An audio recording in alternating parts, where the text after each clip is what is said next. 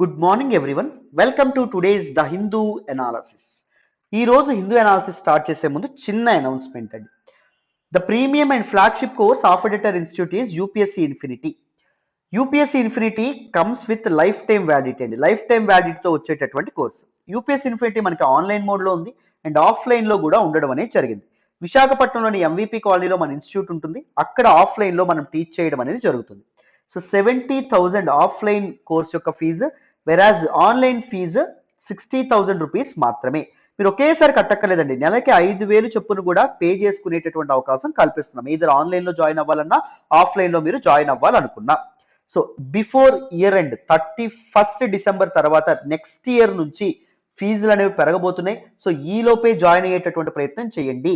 UPSC infinity online 70,000 అవ్వబోతుంది, offline 80,000 అవ్వబోతుంది. మీకు ఎలాగూ నెలకు 5,000 చొప్పున కట్టుకునేటటువంటి ఆప్షన్ కూడా ఉంది కాబట్టి లేట్ చేయకుండా జాయిన్ అయ్యే ప్రయత్నం చేయండి. ఈ ఫీజు 31st డిసెంబర్ వరకే వ్యాలిడిటీలో ఉంటుందమ్మా. 7893899553 ఇది ప్రత్యూష మేడం నెంబర్. మేడం నెంబర్కి ఫోన్ చేసి మీరు జాయిన్ అవ్వచ్చు. లేకపోతే ltxclasses.com ఈ వెబ్సైట్లోకి వెళ్ళి కూడా మీరు చక్కగా ఎన్రోల్ అవ్వచ్చు ఆర్ కోర్సెస్ మీద.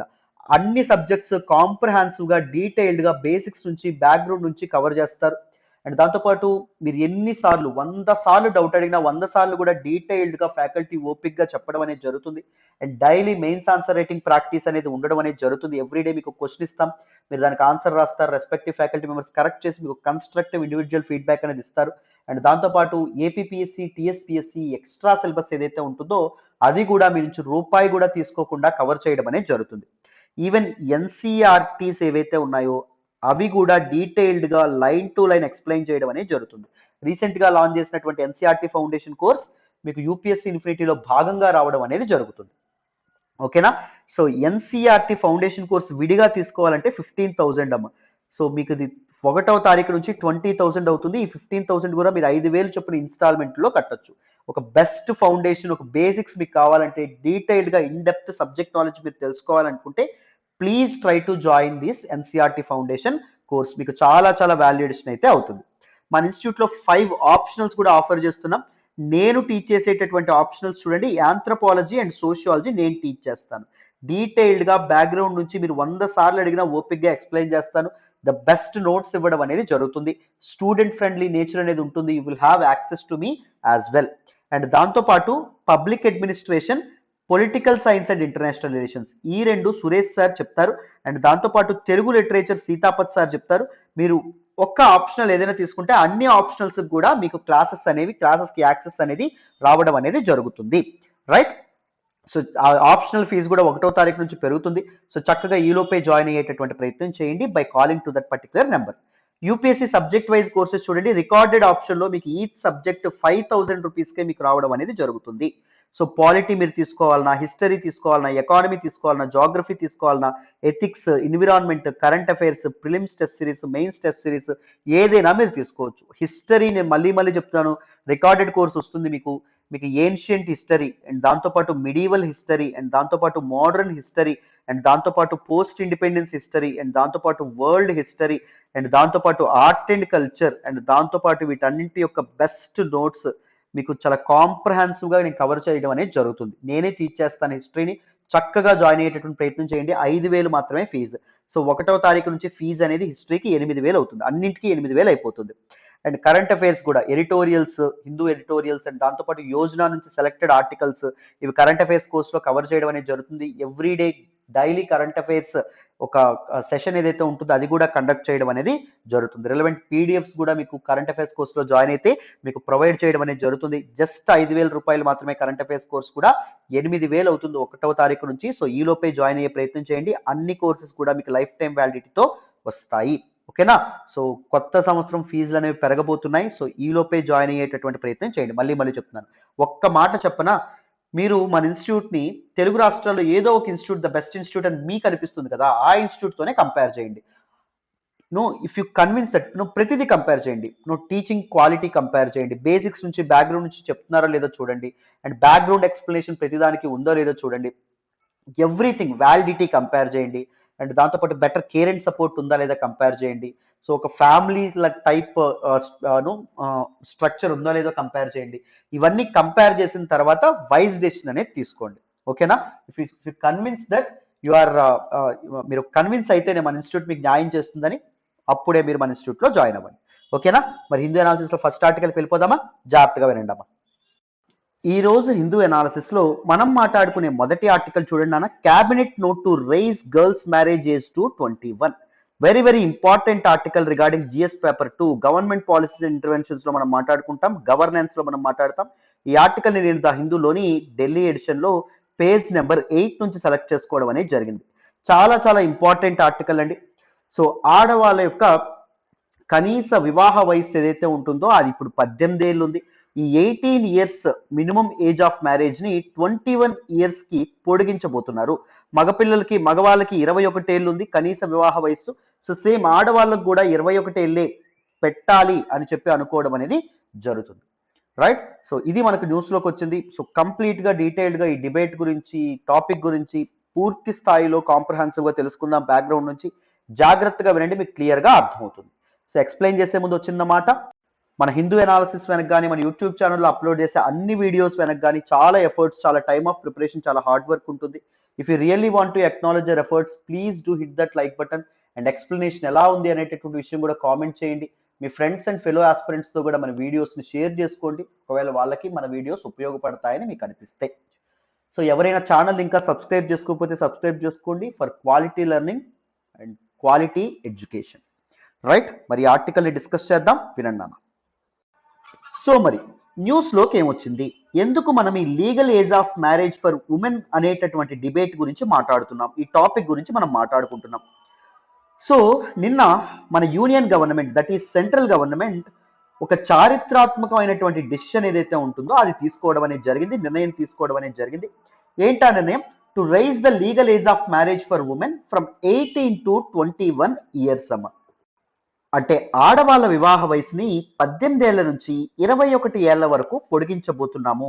దానికోసం కావలసినటువంటి చట్టం ఏదైతే ఉంటుందో, సవరణ చట్టం ఏదైతే ఉంటుందో, అమెండ్మెంట్స్ ఏవైతే ఉన్నాయో అవి ఈ వింటర్ సెషన్ లో పార్లమెంట్ లో ఇంట్రడ్యూస్ చేయబోతున్నాము అనే విధంగా చెప్పారు. ఇప్పటి వరకు మేల్ టిల్ నౌ మగవాళ్ళకి కనీస వివాహ వయసు ఎంత ఉండేది అంటే 21 ఏళ్ళు ఉండేది. ఆడవాళ్ళకి ఎంత ఉండేది అంటే 18 ఏళ్ళు ఉండేది. ఇప్పుడు ఆడవాళ్ళ వివాహ వయసును కూడా 21 ఏళ్ళు చేయడం ద్వారా బోత్ మెన్ అండ్ ఉమెన్ కి సమానమైనటువంటి వివాహ వయసుతో ముందుకు రావాలి అని చెప్పి సెంట్రల్ గవర్నమెంట్ ఆలోచిస్తున్నట్టు మనకి ఇక్కడ తెలుస్తుంది నాన్న. మరి సార్ ఎందుకు ఈ డెసిషన్ అనేది తీసుకున్నారు? అసలు ఎందుకు వివాహ వయసు, కనీస వివాహ వయసు అనేది ఉండాలి, మినిమం ఏజ్ ఫర్ మ్యారేజ్ అనేటటువంటిది ఉండాలి, ఎందుకు ఉండాల్సి వచ్చింది? అండ్ దాంతోపాటు ఏ కారణాల చేత ఈ నిర్ణయం తీసుకోవడం అనేది జరిగింది? ఈ నిర్ణయానికి ఫేవర్ గా ఉండేటటువంటి ఆర్గ్యుమెంట్స్ ఏంటి sir?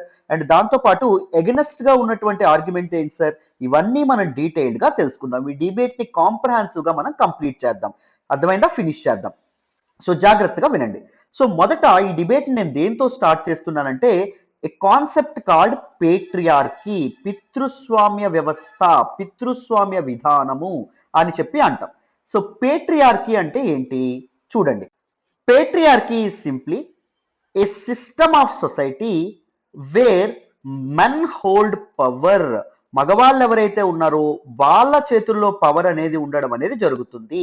And women are mostly excluded, largely excluded from holding power. ఆడవాళ్ళకి ఇక్కడ పవర్ అనేది ఉండదు. అధికారం ఏదైతే ఉంటుందో, ఆధిపత్యం ఏదైతే ఉంటుందో అది మగవాళ్ళ చేతిలో ఉంటే ఆ సమాజంలో దాన్ని పేట్రియార్కల్ సొసైటీ అనేటటువంటి పేరుతో పిలుస్తాం. అండ్ ఆశ్చర్యకరంగా ప్రపంచంలో 90% ఆఫ్ ద సొసైటీస్, 90% వరకు దేశాలు కానీ సమాజాలు కానీ పేట్రియార్కీ అనేది ఫాలో అవ్వడం అనేది జరుగుతుంది, పితృస్వామిక విధానం అనేది ఫాలో అవుతుంది. అండ్ అందులో ఇండియా కూడా ఉందండి. India is an example for absolute patriarchal society. మనకి పితృస్వామిక వ్యవస్థ కంటికి క్లియర్ గా కనిపిస్తూ ఉంటది. మనం ఎక్కడికో వెళ్ళక్కర్లా, మన ఇళ్లలోనే మనకు కనిపిస్తూ ఉంటది. మన ఇళ్లలోనే మన ఆడవాళ్ళని ట్రీట్ చేసేటటువంటి విధానంలోనే మనకి పేట్రియార్కీ ఏదైతే ఉంటుందో అది మన కళ్ళ ముందు ఉండడం అనేది జరుగుతుంది. ఈవెన్ చదువుకున్న వాళ్ళు కూడా పెళ్ళైన తర్వాత తమ భార్యల్ని తమ కంటే తక్కువగా చూడడం మొదలు పెడతారు. తమకు సమానమైనటువంటి రైట్స్ ఇవ్వడానికి వెనకాడతారు. అవునా కాదా మగవాళ్ళు? సో పేట్రియార్కల్ సొసైటీస్ లో ఇండియా అనేది one of the best examples అని చెప్పుకోవచ్చు. ఈవెన్ డెవలప్డ్ కంట్రీస్ లాంటి యునైటెడ్ స్టేట్స్ ఆఫ్ అమెరికా కానీ, యూకే కానీ, ఈ ఫ్రాన్స్ లాంటి కంట్రీస్ ఏవైతే ఉన్నాయో అలాంటి ప్రదేశాల్లో కూడా, అలాంటి దేశాల్లో కూడా పేట్రియార్కీ అనేది ఫాలో అవ్వడం అనేది జరుగుతుంది.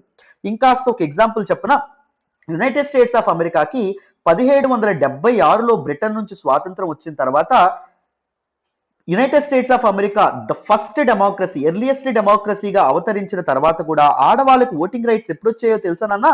1920లో వచ్చినాయి, 1920లో వచ్చినాయి. అప్పటి వరకు మగవాళ్ళకు మాత్రమే ఓటింగ్ రైట్స్ అనేవి ఉండేవి. కానీ ఇండియా పోస్ట్ ఇండిపెండెన్స్, స్వాతంత్రం వచ్చి రాగానే సార్వత్రిక వయోజన ఓటు హక్కు అంటాం, యూనివర్సల్ అడల్ట్ ఫ్రాంచైజ్, అది భారతదేశానికి మన రాజ్యాంగం అనేది అందించడం అనేది జరిగిందమ్మా. అంటే నీ నీ జాతితో సంబంధం లేకుండా, లేకపోతే నీ జెండర్తో సంబంధం లేకుండా, నువ్వు ఆడదానివా మగవాడివా అని సంబంధం లేకుండా, నీ కులంతో సంబంధం లేకుండా, నీ మతంతో సంబంధం లేకుండా 18 ఏళ్ల వయసు దాటినటువంటి ప్రతి ఒక్కరికి ఓటింగ్ రైట్స్ ఏవైతే ఉన్నాయో వాటిని అందించడం అనేది జరిగింది మన రాజ్యాంగం.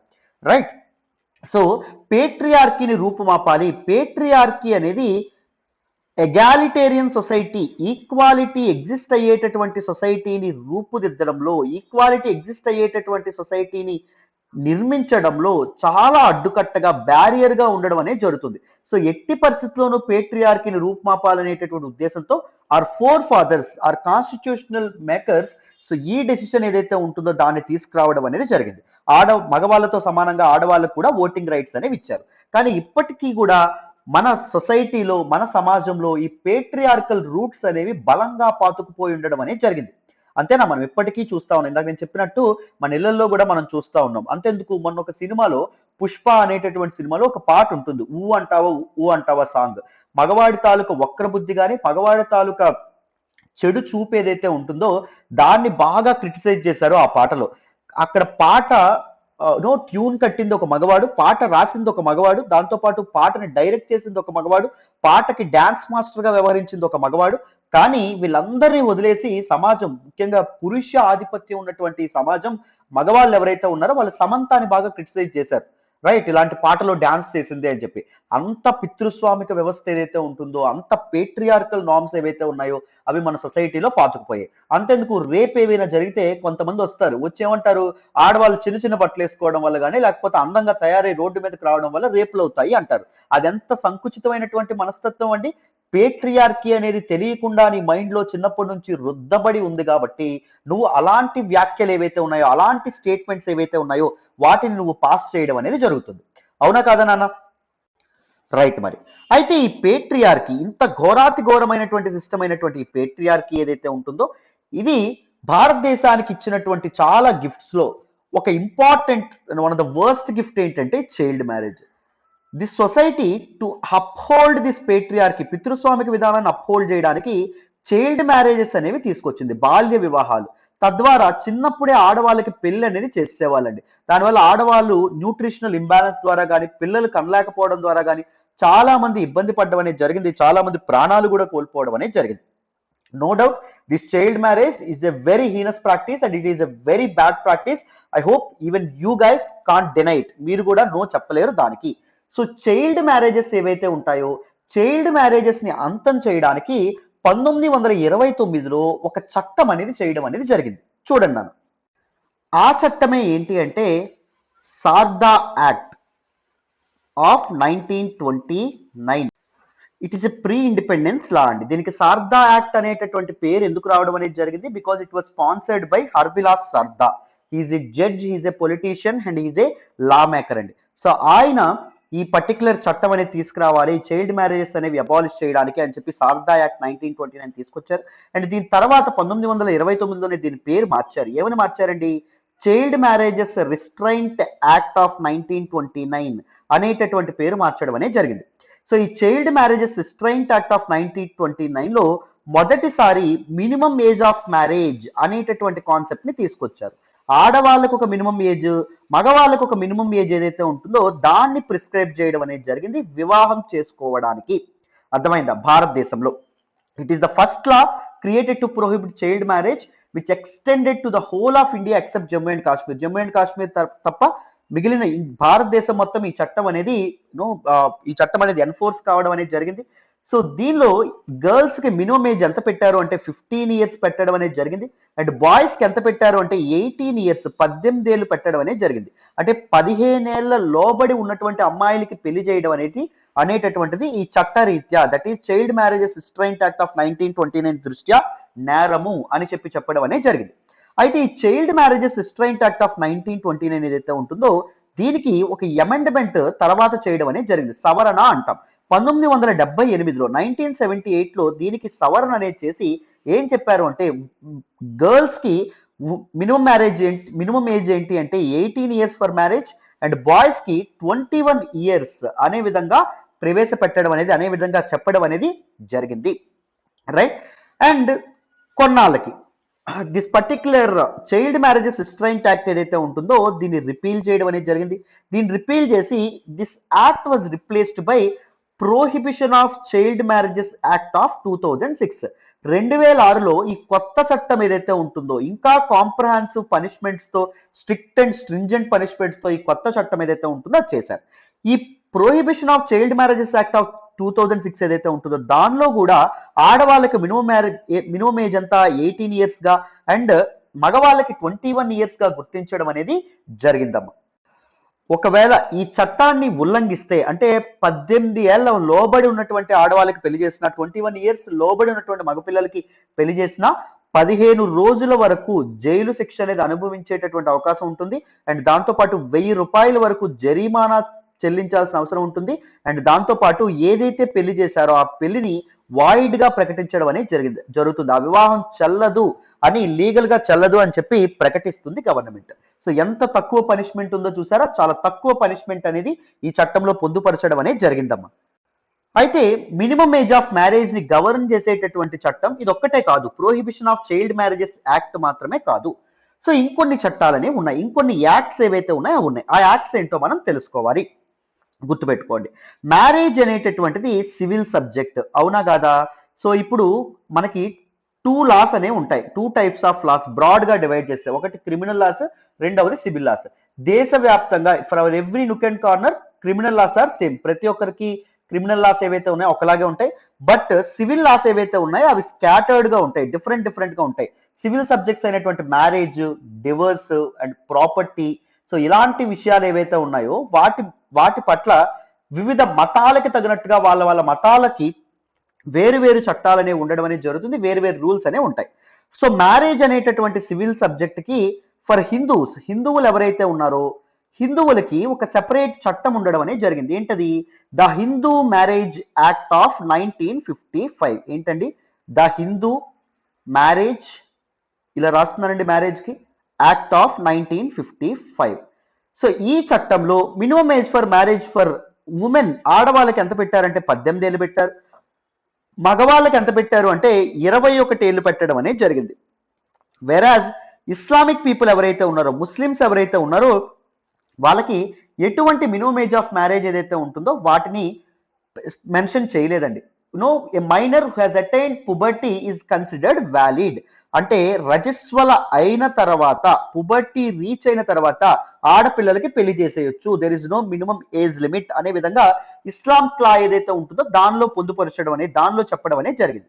Next special marriages act. అందరూ హిందువులే, బోత్ పార్టీస్ హిందువులే ఉండరు కదా, ఇంటర్ రిలీజియస్ మ్యారేజెస్ కూడా జరుగుతాయి. Those marriages will be governed by this special marriages act of 1954. And ఇప్పుడు వరకు మనం మాట్లాడినటువంటి prohibition of child marriages act of 2006. ఈ రెండు మినిమం మ్యారేజ్ ని వేటిగా గుర్తించడం అనేది జరిగింది, ఆడవాళ్ళకి 18 ఏళ్ళు అండ్ దాంతో పాటు మగవాళ్ళు ఎవరైతే ఉన్నారో మగవాళ్ళకి 21 ఏళ్ళుగా గుర్తించడం అనేది జరిగింది, రైట్. 21 ఏళ్ళగా గుర్తించడం అనేది జరిగింది. బట్ ఉమెన్ కి 18 years minimum age of marriage ఉండడం వల్ల కొన్ని ప్రాబ్లమ్స్ అనేవి ఉండడం అనేది జరిగింది. ఆ ప్రాబ్లమ్స్ ని అడ్రస్ చేస్తూ ఇప్పుడు మన యూనియన్ క్యాబినెట్ ఏదైతే ఉంటుందో అది ఆడవాళ్ళ కనీస వివాహ వయస్సుని 21 ఏళ్లకు పెంచడం అనేది జరిగింది, మగవాళ్ళకి సమానంగా చేయడం అనేది జరిగిందమ్మా. It is one of the landmark judgements అని చెప్పి మనం అనుకోవచ్చు. మనకి 2014లో బీజేపీ గవర్నమెంట్ అధికారంలోకి వచ్చిన తర్వాత తీసుకున్నటువంటి one of the best decision అని చెప్పి మనం చెప్పుకోవచ్చు నాన్న. ఎందుకంటే BJP is a political party that was built on the platform of RSS ideology. RSS భావజాలపు పునాదుల మీద నిర్మించబడినటువంటి పార్టీ, పొలిటికల్ పార్టీ ఏంటంటే BJP. RSS always wanted to uplift the patriarchy and RSS ఐడియాలజీలోనే ఈ పేట్రియార్కీ ఏదైతే ఉంటుందో అది మనకు కనిపిస్తూ ఉండడం అనేది జరుగుతుంది. పితృస్వామ్యం ఏదైతే ఉంటుందో అది కనిపిస్తూ ఉంటుంది, మగవాడే గొప్ప అనేటటువంటి భావన. బట్ తన ఐడియాలజికల్ బ్యారియర్స్ ని దాటి బీజేపీ గవర్నమెంట్ ఈ డెసిషన్ తీసుకోవడం అనేది నిజంగా ప్రశంసనీయమైనటువంటి విషయం. It is a progressive thought అని చెప్పి మనం అనుకోవచ్చు. రీసెంట్ గా మీరు గమనిస్తే ఎందుకు ఆర్ఎస్ఎస్ ఐడియాలజీ పేట్రియార్కీకి బాగా ఇది చేస్తుందని అనుకుంటే, మనకి రీసెంట్ గా సిబిఎస్ఈ ఎగ్జామ్ లో ఒక పారాగ్రాఫ్ అనేది ఇచ్చేశారు. ఉమెన్ తక్కువ నిరూపిస్తుండేటట్టు ఒక పారాగ్రాఫ్ అని ఇచ్చారు. సోనియా గాంధీ గారు పార్లమెంట్ లో కూడా దాని గురించి చర్చించడం అనేది జరిగింది. అండ్ సిబిఎస్ఈ క్షమాపణలు కూడా చెప్పడం అనేది జరిగింది. ఆ క్వశ్చన్ ని తీసివేస్తాము, ఫ్రీగా ఆ క్వశ్చన్ కి మార్కులు ఇస్తాము అని కూడా చెప్పడం అనేది జరిగింది. రైట్. సో అయినప్పటికీ బీజేపీ గవర్నమెంట్ ఈ రిఫార్మ్ తో ముందుకు రావడం అనేది చాలా చాలా ఇంపార్టెంట్ ఆస్పెక్ట్ అని మనం చెప్పుకోవాలి. మరి why union cabinet has come up with this particular decision? ఎందుకు యూనియన్ క్యాబినెట్ అనేది ఈ డెసిషన్ అనేది తీసుకురావడం అనేది జరిగింది? So it has been observed that early marriages, women త్వరగా పెళ్లి చేసుకోవడానికి అండ్ దాంతోపాటు మెటర్నల్ మోర్టాలిటీ రేట్కి, ఇన్ఫాంట్ మోర్టాలిటీ రేట్కి దగ్గర సంబంధం అనేది ఉందంట. మెటర్నల్ మోర్టాలిటీ రేట్ అంటే ఏంటి? మొత్తం 1,00,000 పుట్టుకలకి ఎంతమంది తల్లులు చనిపోతున్నారు, బాలింతలు చనిపోతున్నారు, అది maternal mortality rate. And infant mortality rate అంటే ఏంటి? ప్రతి 1000 మంది పిల్లలకి ఎంతమంది చిన్న పిల్లలు చనిపోతున్నారు, అది infant mortality rate. So early marriages లో ఎక్కువగా ఏం చూస్తున్నారంటే మెటర్నల్ మోర్టాలిటీ రేట్ ఎక్కువగా ఉంటుందంట. త్వరగా పెళ్లి చేసుకున్నటువంటి ఆడవాళ్ళు పిల్లల్ని కనేటటువంటి ప్రయత్నంలో, పిల్లల్ని కనేటటువంటి ప్రాసెస్ లో చాలా మంది చనిపోతున్నారంటండి ఆ కాంప్లికేషన్స్ వల్ల. ఈవెన్ ఇన్ఫాంట్స్ ఎవరైతే ఉన్నారో, ఇలా త్వరగా పెళ్లి చేసుకున్నటువంటి ఆడవాళ్ళకు పుట్టేటటువంటి పిల్లలు కూడా త్వరగా చనిపోతున్నారంట. And these both maternal mortality rate and infant mortality rate gives the clear indication of overall health position of a particular country. ఆ దేశ ఆరోగ్య వ్యవస్థ అనేది ఎలా ఉంది, ఆరోగ్య పరిస్థితులు ఎలా ఉన్నాయని చెప్పడానికి ఇవి క్లియర్ ఇండికేషన్స్ గా ఉంటాయి. మరి maternal mortality rate, infant mortality rate ని సిగ్నిఫికెంట్ గా పెంచుతున్నటువంటి ఎర్లీ మ్యారేజెస్ ని ఆపాల్సినటువంటి బాధ్యత ప్రభుత్వాల మీద ఉంటుందా, ఉండదా? తప్పకుండా ఉంటుంది. అందుకే గవర్నమెంట్ ఏదైతే ఉంటుందో అది ఈ డెసిషన్ అనేది తీసుకోవడం అనేది జరిగింది. అండ్ దాంతోపాటు patriarchy is a serious problem అని చెప్పాం. So even from the ancient times patriarchy అనేది అన్ని సొసైటీస్ లో ఉండేది. బట్ మెల్లమెల్లగా పేట్రియార్కీ అనేది డైల్యూట్ అవుతుంది. ఎందుకు ఈ పితృస్వామిక వ్యవస్థ ఏదైతే ఉంటుందో అది డైల్యూట్ అవుతుంది ప్రెజెంట్ సినారియాస్ లో అంటే because of the introduction of a new concept called feminism. What exactly is feminism? మగవాళ్ళ కంటే ఆడవాళ్ళు గొప్పగా ఉండాలని కాదు, మగవాళ్ళతో సమానంగా ఆడవాళ్ళు రైట్స్ ఎంజాయ్ చేయాలనేటటువంటి ఒక ఐడియాలజీ. సో ఫెమినిజం అనేటటువంటి కాన్సెప్ట్ మోడర్నిటీ ఎప్పుడైతే వచ్చిందో, ఆధునీకరణ, నవీనత్వం ఎప్పుడైతే వచ్చిందో అప్పుడు ప్రపంచ రాజకీయాల్లో కానీ, ప్రపంచ సామాజిక పరిస్థితుల్లో కానీ, సోషల్ కండిషన్స్ లోకి అడుగుపెట్టింది. సో ఎందుకు అడుగుపెట్టింది? మీ అందరికీ ది 17th and 18th సెంచరీలో ఇండస్ట్రియల్ రెవల్యూషన్, పారిశ్రామిక విప్లవం ఏదైతే ఉంటుందో దాని గురించి తెలుసని అనుకుంటున్నాను. ఇండస్ట్రియల్ రెవల్యూషన్ టైంలో ఏమొచ్చింది? ఒక కొత్త కాన్సెప్ట్ కాల్డ్ మైగ్రేషన్ అనేది వచ్చింది. సో అప్పుడప్పుడే యూరోపియన్ కంట్రీస్ లో పెరుగుతున్నటువంటి ఇండస్ట్రీస్ లో పనిచేయడానికి చాలా మంది రూరల్ ఏరియాస్ నుంచి మైగ్రేట్ అవ్వడం స్టార్ట్ చేశారు. బట్ వేతనాలు, వేజెస్ ఏవైనా చక్కగా ఉండేవా? విపరీతమైనటువంటి క్యాపిటలిస్ట్ డామినెన్స్ అనేది ఉండేది కాబట్టి, పెట్టుబడిదారుడు ఎవరైతే ఉన్నారో ఆయనే అధిక లాభాలు ఆర్జించేవాడు కాబట్టి ఈ వర్కర్ క్లాస్ కి డబ్బు అనేది వచ్చేది కాదు, వర్కర్ క్లాస్ కి కావాల్సినటువంటి మనీ అనేది ఉండేది కాదు. సో ఒక్కరు పని చేస్తే ఏమయ్యేది కాదు, ఒక్కరు పని చేస్తే ఆ జీతం సరిపోయేది కాదు కుటుంబం మొత్తం లీడ్ చేయడానికి. So both men and women use to work, ఇద్దరు కలిసి వర్క్ చేయడం మొదలు పెట్టారు. ఎప్పుడైతే ఉమెన్ ఎకనామిక్ ఎర్నింగ్స్ లో పార్టిసిపేట్ చేశారో, ఎకనామిక్ ఆస్పెక్ట్స్ లో పార్టిసిపేట్ చేశారో, ఎప్పుడైతే సంపాదించడం మొదలు పెట్టారో ఫ్యామిలీ అఫైర్స్ లో వాళ్ళ గొంతు కూడా పెరిగింది. They got the right to raise their voice in their family affairs. So ఎప్పుడైతే వాళ్ళ కాళ్ళ మీద వాళ్ళు నిలబడగలిగారో అప్పుడు వాళ్ళ వాయిస్ అనేది రైజ్ అవ్వడం అనేది జరిగింది. అప్పుడు ఫెమినిజం అనేది మొదలైంది. మాకు కూడా ఈక్వల్ రైట్స్ కావాలనేటటువంటి దీస్ ప్రొటెస్ట్ ఏవైతే ఉన్నాయో బయలుదేరడం అనేది జరిగింది. దాంతోపాటు ఎడ్యుకేషన్ లో కూడా ఉమెన్ ఎప్పుడైతే పార్టిసిపేట్ చేశారో, విద్య అనేది ఆడవాళ్ళకి ఎప్పుడైతే వచ్చిందో అప్పుడు సొసైటీస్ ఎగాలిటేరియన్ గా మొదలవడం అనేది జరిగింది, ఈక్వల్ గా స్టార్ట్ అవ్వడం అనేది జరిగిందమ్మా. రైట్. మైగ్రేషన్ అనేటటువంటి కాన్సెప్ట్ కూడా దిస్ పేట్రియార్కీ డైల్యూట్ అవ్వడానికి కారణమైంది. ఎందుకు అంటే జాయింట్ ఫ్యామిలీస్ లో ఉన్నప్పుడు ఆడవాళ్ళు వాయిస్ రైజ్ చేస్తే మిగిలిన చుట్టాలందరూ కలిపి ఆడదాని అంత వాయిస్ రైజ్ చేయొచ్చా అని చెప్పి కామ్ చేసేసేవాళ్ళు. బట్ కానీ ఎప్పుడైతే చిన్న కుటుంబాలు అనేవి స్టార్ట్ అయినాయో, న్యూక్లియర్ ఫ్యామిలీస్ అనేవి వచ్చినాయో, న్యూక్లియర్ ఫ్యామిలీస్ అంటే తల్లి తండ్రి పిల్లలు అంతవరకే. సో న్యూక్లియర్ ఫ్యామిలీస్ అనేవి ప్రపంచ వరల్డ్ లోకి ఎంటర్ అవ్వడం అనేది జరిగిందో, దెన్ ఆడవాళ్ళ యొక్క వాయిస్ ఏదైతే ఉంటుందో అది కూడా రైజ్ అవ్వడం అనేది జరిగింది. So feminism paved the way for the dilution of patriarchy అని చెప్పి మనం అనుకోవచ్చు. సో ఇప్పుడు మనం అర్థం చేసుకోవాల్సింది ఏంటి, పేట్రియార్కీ అనే సొసైటీ నుంచి వెళ్ళాలంటే ఆడవాళ్ళకి ఏముండాలి, ఎడ్యుకేషన్ ఉండాలి. అండ్ దాంతో పాటు ఆడవాళ్ళు ఎకనామిక్ ఆస్పెక్ట్స్ లో కూడా తమ వంతు పాత్ర పోషించాలి, రైట్. సో వాళ్ళ కాళ్ళ మీద వాళ్ళు నిలబడగలగాలి. అప్పుడే వాళ్ళ వాయిస్ అనేది రైజ్ అవ్వడం అనేది జరుగుతుంది, వాళ్ళ మాటకు ఒక వాల్యూ రావడం అనేది జరుగుతుంది. బట్ త్వరగా పెళ్లి చేస్తే ఆడవాళ్ళు ఇంట్లో కూర్చొని ఈ హౌస్ హోల్డ్ వర్క్స్ ఏవైతే ఉన్నాయో అవి చేస్తారు. సో వాళ్ళ ఎడ్యుకేషన్ అర్ధాంతరంగా ఆగిపోతుంది. దాంతోపాటు ఎడ్యుకేషన్ చదువుకోకపోతే సరైనటువంటి ఉద్యోగాలు వస్తాయా, ఉద్యోగాలు అనేవి రావు. సో ఆడవాళ్ళు ఇంకాస్త డిస్క్రిమినేటరీ పొజిషన్ లోకి జారుకోవడం అనేది జరుగుతుంది. దానివల్ల పేట్రియార్కీని అంతం చేయడం సులువు అవుతుందా, సులువు అవ్వడం అనేది కష్టం. సో అందుకే ఆడవాళ్ళకి ఎడ్యుకేషనల్ అప్లిఫ్ట్మెంట్ అనేది ఇవ్వడం, ఎకనామిక్ అప్లిఫ్ట్మెంట్ అనేది ఇవ్వడం కూడా ఒక కారణం. సో వీటిని చేయడానికి క్యాబినెట్ ఏదైతే ఉంటుందో అది నిర్ణయం తీసుకోవడం అనేది జరిగింది. నిజానికి 2020 జూన్లోనే సెంట్రల్ గవర్నమెంట్ జయా జైట్లీ కమిటీ అనేటటువంటి ఒక కమిటీ వేయడం అనేది జరిగిందండి. సో జూలై కల్లా రిపోర్ట్, నెల రోజుల్లో రిపోర్ట్ ఇవ్వమని చెప్పారు, 2 months లో రిపోర్ట్ ఇవ్వాలి దీని గురించి అని చెప్పడం అనేది జరిగింది. సో జయా జైట్లీ కమిటీ ఇచ్చినటువంటి రికమెండేషన్స్ బేస్ చేసుకొని last year August 15 independence day speech లో మన ప్రైమ్ మినిస్టర్ నరేంద్ర మోడీ గారు ఏం చెప్పారు అంటే ఆడవాళ్ళ యొక్క వివాహ వయసుని పెంచబోతున్నాము అనే విధంగా మాట్లాడడం అనేది జరిగింది. సో అప్పుడు ఇది first time this particular minimum age of marriage for women అనేటటువంటి డిబేట్ ఏదైతే ఉంటుందో అది వెలుగులోకి రావడం అనేది జరిగింది. దిస్ జేఆర్ Jaitly committee this committee was tasked to find the interlinks between early marriages and maternal mortality rate, early marriages and infant mortality rate, వీటి గురించి కనుక్కోమన్నారు. అండ్ ఉమెన్స్ న్యూట్రిషన్ గురించి, ఎనీమియా పెరుగుదల గురించి, ఎర్లీ మ్యారేజెస్ ఏమైనా కారణం అవుతున్నాయా లేదా అని జయా జైట్లీ కమిటీకి స్టడీ చేయమంటే వీళ్ళు ఇన్వెస్టిగేషన్ చేసి yes, early marriages are one of the very prime and significant reasons for the rise of maternal mortality rate and infant mortality rate అనే విధంగా ఆవిడ చెప్పడంతో, వాళ్ళ కమిటీ చెప్పడంతో August 15 నరేంద్ర మోడీ గారు తన ఇండిపెండెన్స్ డే స్పీచ్ లో ఈ మాట అనేది చెప్పారు.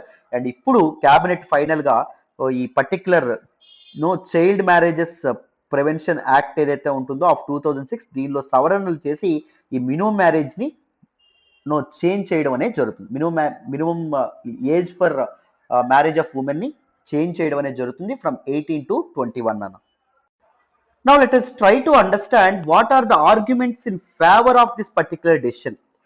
So ఈ ఏజ్ అనేది పెంచడం, 18 to 21 చేయడం, minimum age of marriage for women పెంచడం వల్ల చాలా లాభాలు ఉన్నాయని సమ్ సెక్షన్ ఆఫ్ సొసైటీ అంటే, నష్టాలు ఉన్నాయని కూడా కొంతమంది అంటారు.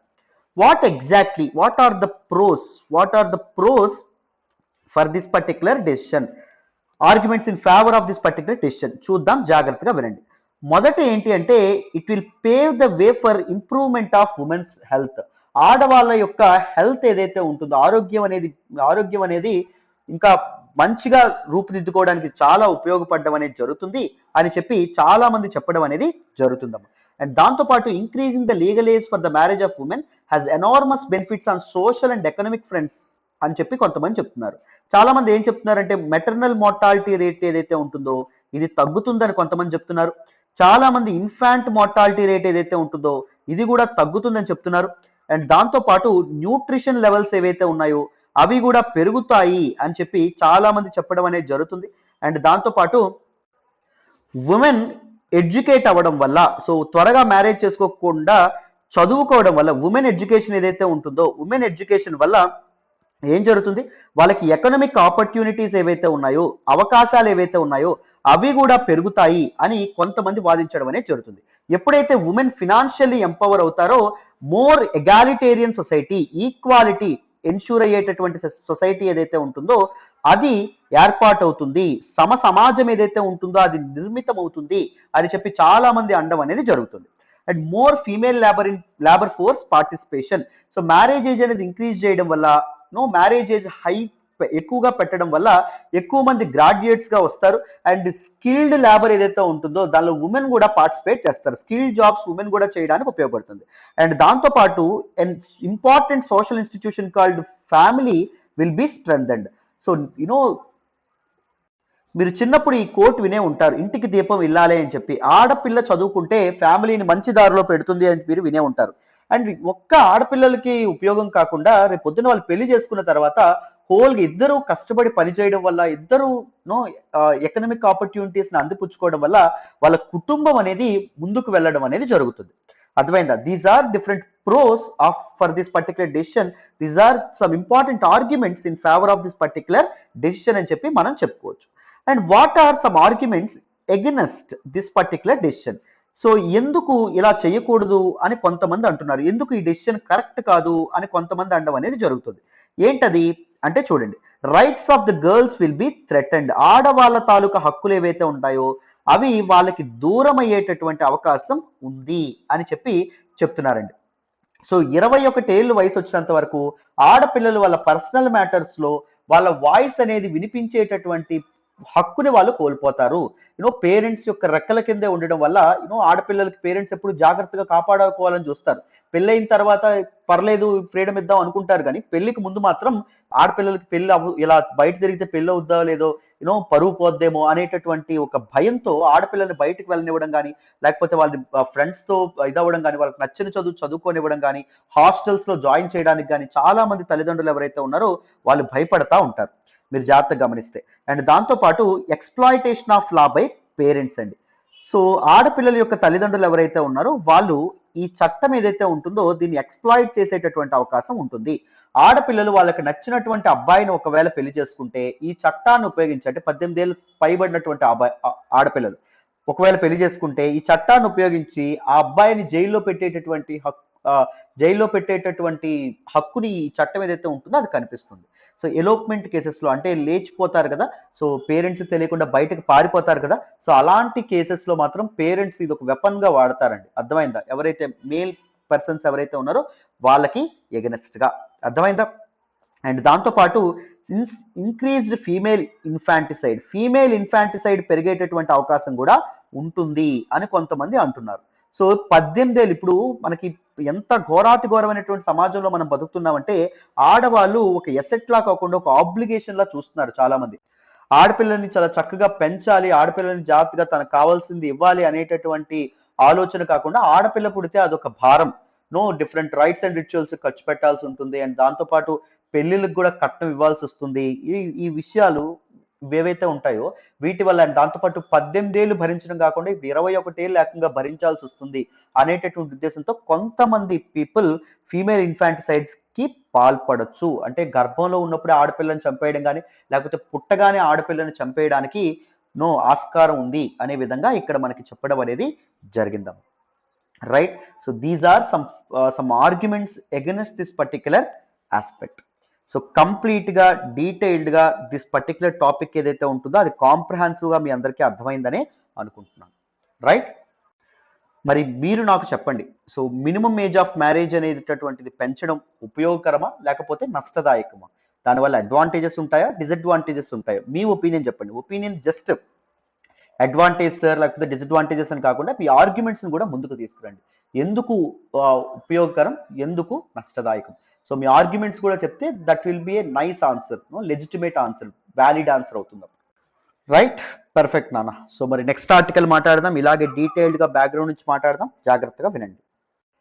ఈ రోజు హిందూ అనాలిసిస్ లో మనం మాట్లాడుకునే నెక్స్ట్ ఆర్టికల్ చూడండి. Data protection bill has provisions for right to be forgotten, centre tells high court. Very very important article regarding GS paper 2 అండి. ఇది కూడా గవర్నెన్స్ రిలేటెడ్ ఆర్టికల్, చాలా చాలా ఇంపార్టెంట్ ఆర్టికల్ అమ్మ. ఈ ఆర్టికల్ నేను ద హిందూలోని ఢిల్లీ ఎడిషన్ లో పేజ్ నెంబర్ 2 నుంచి సెలెక్ట్ చేసుకోవడం అనేది జరిగింది. జాగ్రత్తగా వింటే క్లియర్ గా ఈ ఆర్టికల్ ని బ్యాక్గ్రౌండ్ తో సహా ఎక్స్ప్లెయిన్ చేద్దాం, జాగ్రత్తగా వినండి. మొదట డేటా ప్రొటెక్షన్ బిల్ గురించి బ్యాక్గ్రౌండ్ నుంచి తెలుసుకుందాం, తర్వాత ఈ ఆర్టికల్ ని ఎక్స్ప్లెయిన్ చేసే ప్రయత్నం చేస్తాను, మీకు ఈజీగా అర్థమైపోతుంది, వినండి. ఈ ఆర్టికల్ మీకు అర్థం కావాలంటే మీకు కొంత బ్యాక్గ్రౌండ్ అనేది అర్థం కావాలి. మొదట మనం ఏం అర్థం చేసుకుందామంటే the personal data protection bill of 2019 ఏదైతే ఉంటుందో దాన్ని మనం అర్థం చేసుకునే ప్రయత్నం చేద్దాం, జాగ్రత్తగా వినండి.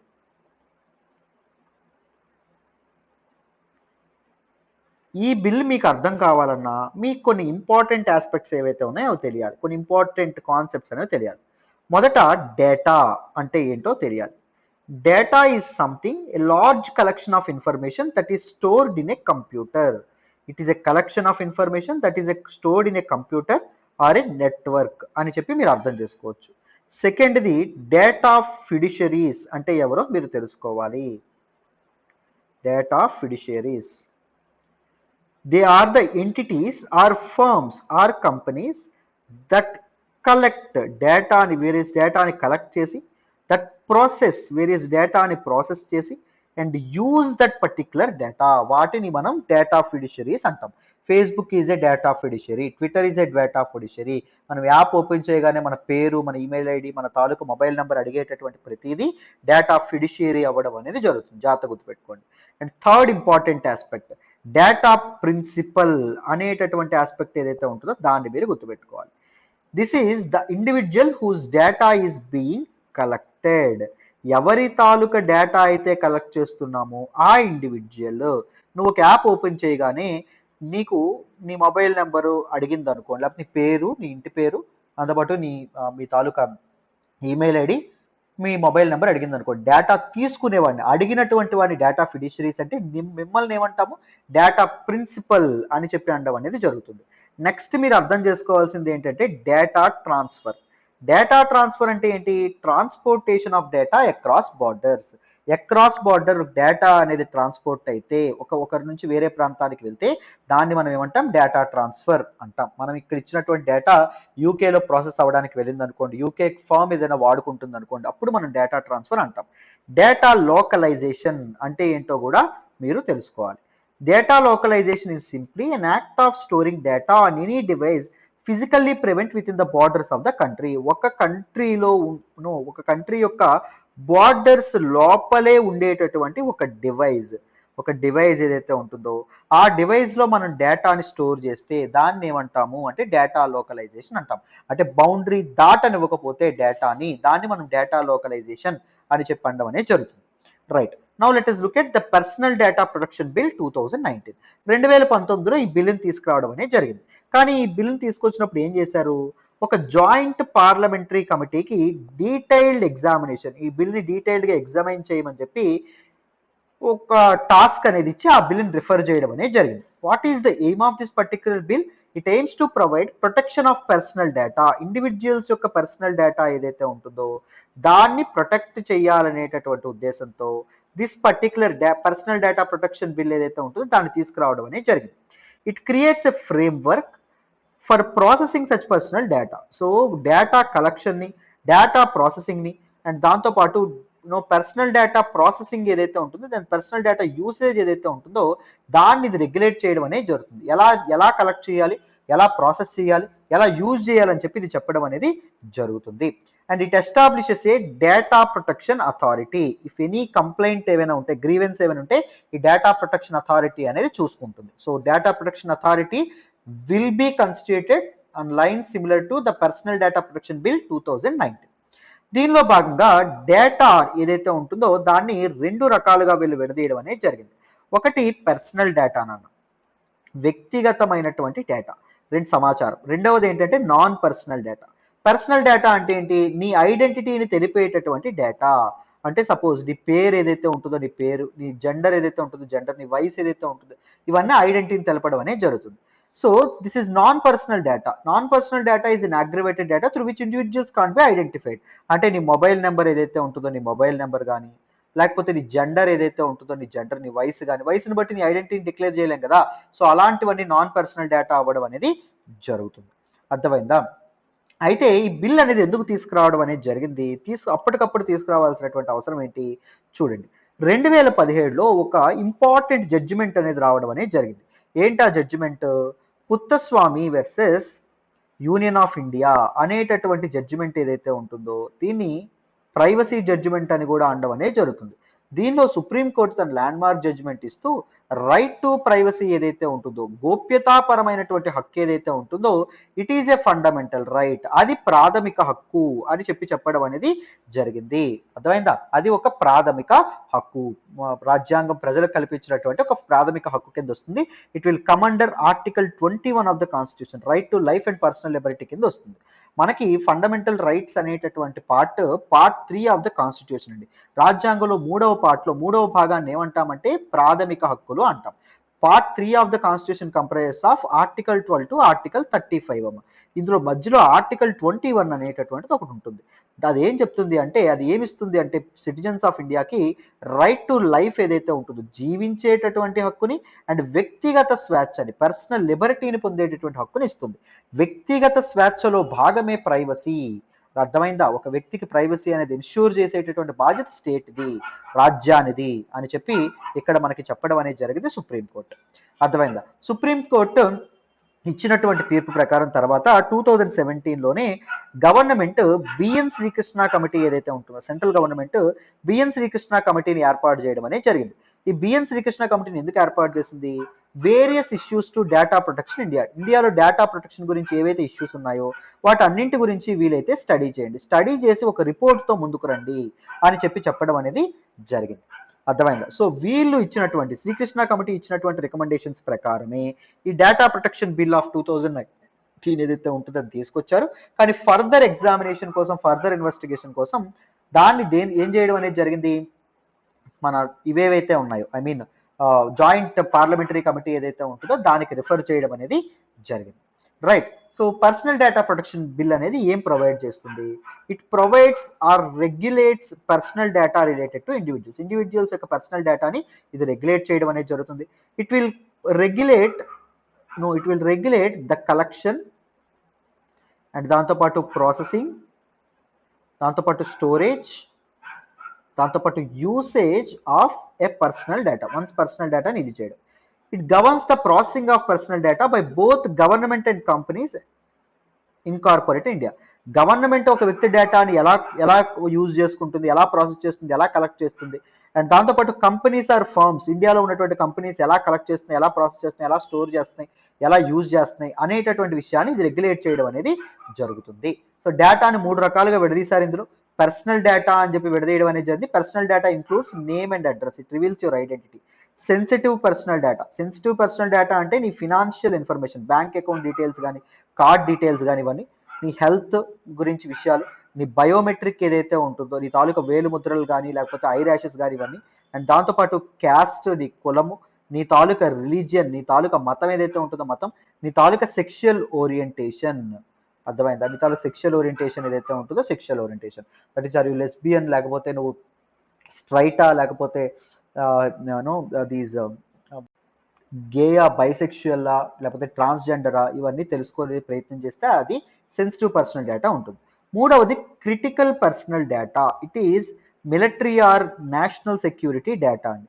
ఒకవేళ నువ్వు మిలిటరీలో కానీ నేషనల్ సెక్యూరిటీలో పనిచేస్తే నీ దగ్గర ఆ డేటా ఉంటే అది క్రిటికల్ పర్సనల్ డేటా అవ్వడం అనేది జరుగుతుంది. This bill wants to remove the requirement of data mirroring. Data మిర్రరింగ్ని ఇది కంప్లీట్గా రిమూవ్ చేద్దామని చెప్పి అనుకుంటుంది. అర్థమైందా? అంటే ఇండివిజువల్ కన్సెంట్ అనేది ప్రతి దగ్గర ఉండాలి. ఇండివిజువల్ డేటా ప్రిన్సిపల్ ఎవరైతే ఉంటారో, అంటే ఎవరి దగ్గర అయితే నువ్వు డేటా కలెక్ట్ చేస్తున్నావో వాళ్ళు డేటా ప్రిన్సిపల్ అంటాం. ఆ డేటా ప్రిన్సిపల్ దగ్గర డేటా కలెక్ట్ చేస్తున్నప్పుడు హిజ్ కన్సెంట్ నువ్వు తప్పకుండా తీసుకోవాలి. అర్థమైందా? అండ్ దాంతోపాటు ది సెన్సిటివ్ పర్సనల్ డేటా ఏదైతే ఉంటుందో, సెన్సిటివ్ పర్సనల్ డేటా అండ్ దాంతోపాటు క్రిటికల్ పర్సనల్ డేటా ఏదైతే ఉంటుందో, ఈ రెండు they should be localised. Data localisation అంటే ఏం చెప్పుకున్నాం? Within the boundaries of the కంట్రీలోనే స్టోర్ చేయాలి, డివైస్లోనే స్టోర్ చేయాలి. అంటే ఇండియాలోనే తప్పకుండా స్టోర్ చేయడం అనేది జరగాలి. అర్థమైందా? రైట్. అండ్ కొన్ని సందర్భాల్లోనే మాత్రమే ఈ డేటా అనేది అబ్రాడ్కి తీసుకెళ్ళాలి, అబ్రాడ్లో ప్రాసెస్ చేయొచ్చు. ఒకవేళ ఆ సందర్భాలు నువ్వు ఎప్పుడైతే తీసుకెళ్లాలనుకుంటున్నావు, అబ్రాడ్కి తీసుకెళ్లాలనుకుంటున్నావు డేటాను ప్రాసెస్ చేయడానికి, you must take the approval of data protection authority or data protection agency that will be constituted with respect to personal data protection bill of 2019. అర్థమైందా? అండ్ క్రిటికల్ పర్సనల్ డేటా ఏదైతే ఉంటుందో ఇది మాత్రం అబ్రాడ్కి తీసుకెళ్ళకూడదు, ఇది మాత్రం తప్పకుండా ఇండియాలోనే ఉంచాలి. అర్థమైందా? అండ్ దాంతోపాటు ఇట్ మ్యాండేట్స్ ఫిడిషియరీస్. ఫిడిషియరీస్ అంటే ఏం చెప్పుకున్నాం? Some company that collects data ఏవైతే ఉన్నాయో they should provide government any non personal data when demanded.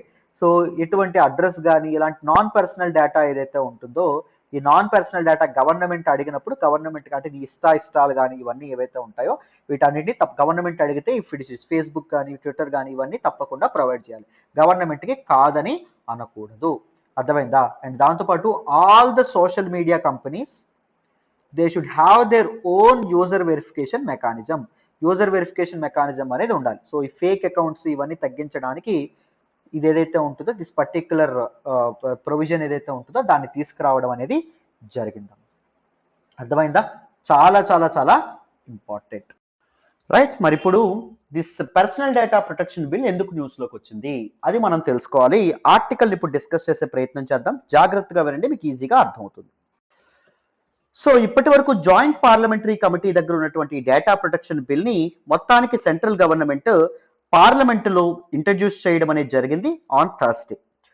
So ఈ పార్లమెంట్లో ఇంట్రడ్యూస్ చేసినటువంటి డేటా ప్రొటెక్షన్ బిల్లో ఒక clause that is right to be forgotten అనేటటువంటి ప్రొవిజన్ మేము ఇంక్లూడ్ చేశాము అని చెప్పి ఢిల్లీ హైకోర్టుకి సెంట్రల్ గవర్నమెంట్ చెప్పడం అనేది జరిగింది. ఇంతకీ రైట్ టు బి ఫర్గాటన్ అంటే ఏంటండి? Right to be forgotten is actually an international legal concept. ఇండియాలో ఇది మొన్న రావడం అనేది జరిగింది, బట్ ఇంటర్నేషనల్ గా ఇది very important legal concept. So you know what this particular provision does, ఇది ఏం చేస్తుందో చూడండి. Where an individual could seek to remove or delete online post which may contain an embarrassing picture, video or news articles mentioning them. ఒక example ద్వారా నేను చెప్పేటటువంటి ప్రయత్నం చేస్తాను. నేనున్నాను సాయిరామ్ని. నేను ఏదైనా ఒక తప్పు చేశాను, మనీ లాండరింగ్కి పాల్పడడమో లేకపోతే కరప్షన్ చేయడమో ఏదో ఒక నేరానికి దిగబడ్డాను.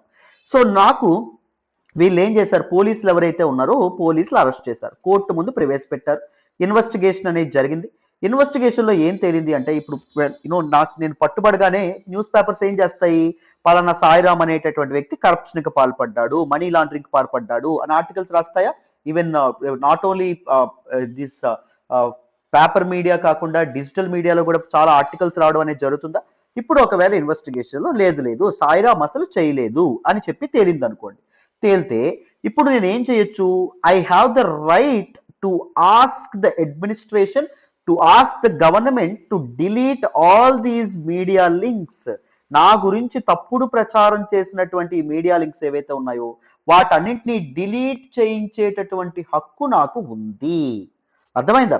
అన్ individual could seek to remove or delete online post which may contain an embarrassing picture. నన్ను తప్పుగా ప్రొజెక్ట్ చేసేటటువంటి ఆన్లైన్ లింక్స్ కానీ వీడియోస్ కానీ న్యూస్ ఆర్టికల్స్ కానీ డిలీట్ చేయాలి అని కోరుకునేటటువంటి హక్కుని రైట్ టు బి ఫర్గాటన్ ఏదైతే ఉంటుందో అది ఇవ్వడం అనేది జరుగుతుంది.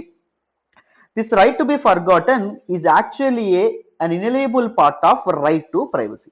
Puttaswamy versus Union of India కేసులో రైట్ టు ప్రైవసీ అనేటటువంటి right it is a fundamental right, ప్రాథమిక హక్కు అని చెప్పి సుప్రీంకోర్టు తేల్చడం అనేది జరిగింది. సో రైట్ టు ప్రైవసీలో రైట్ టు బి ఫర్గాటన్ ఏదైతే ఉంటుందో it is an inalienable part అని చెప్పడం అనేది జరిగిందమ్మా.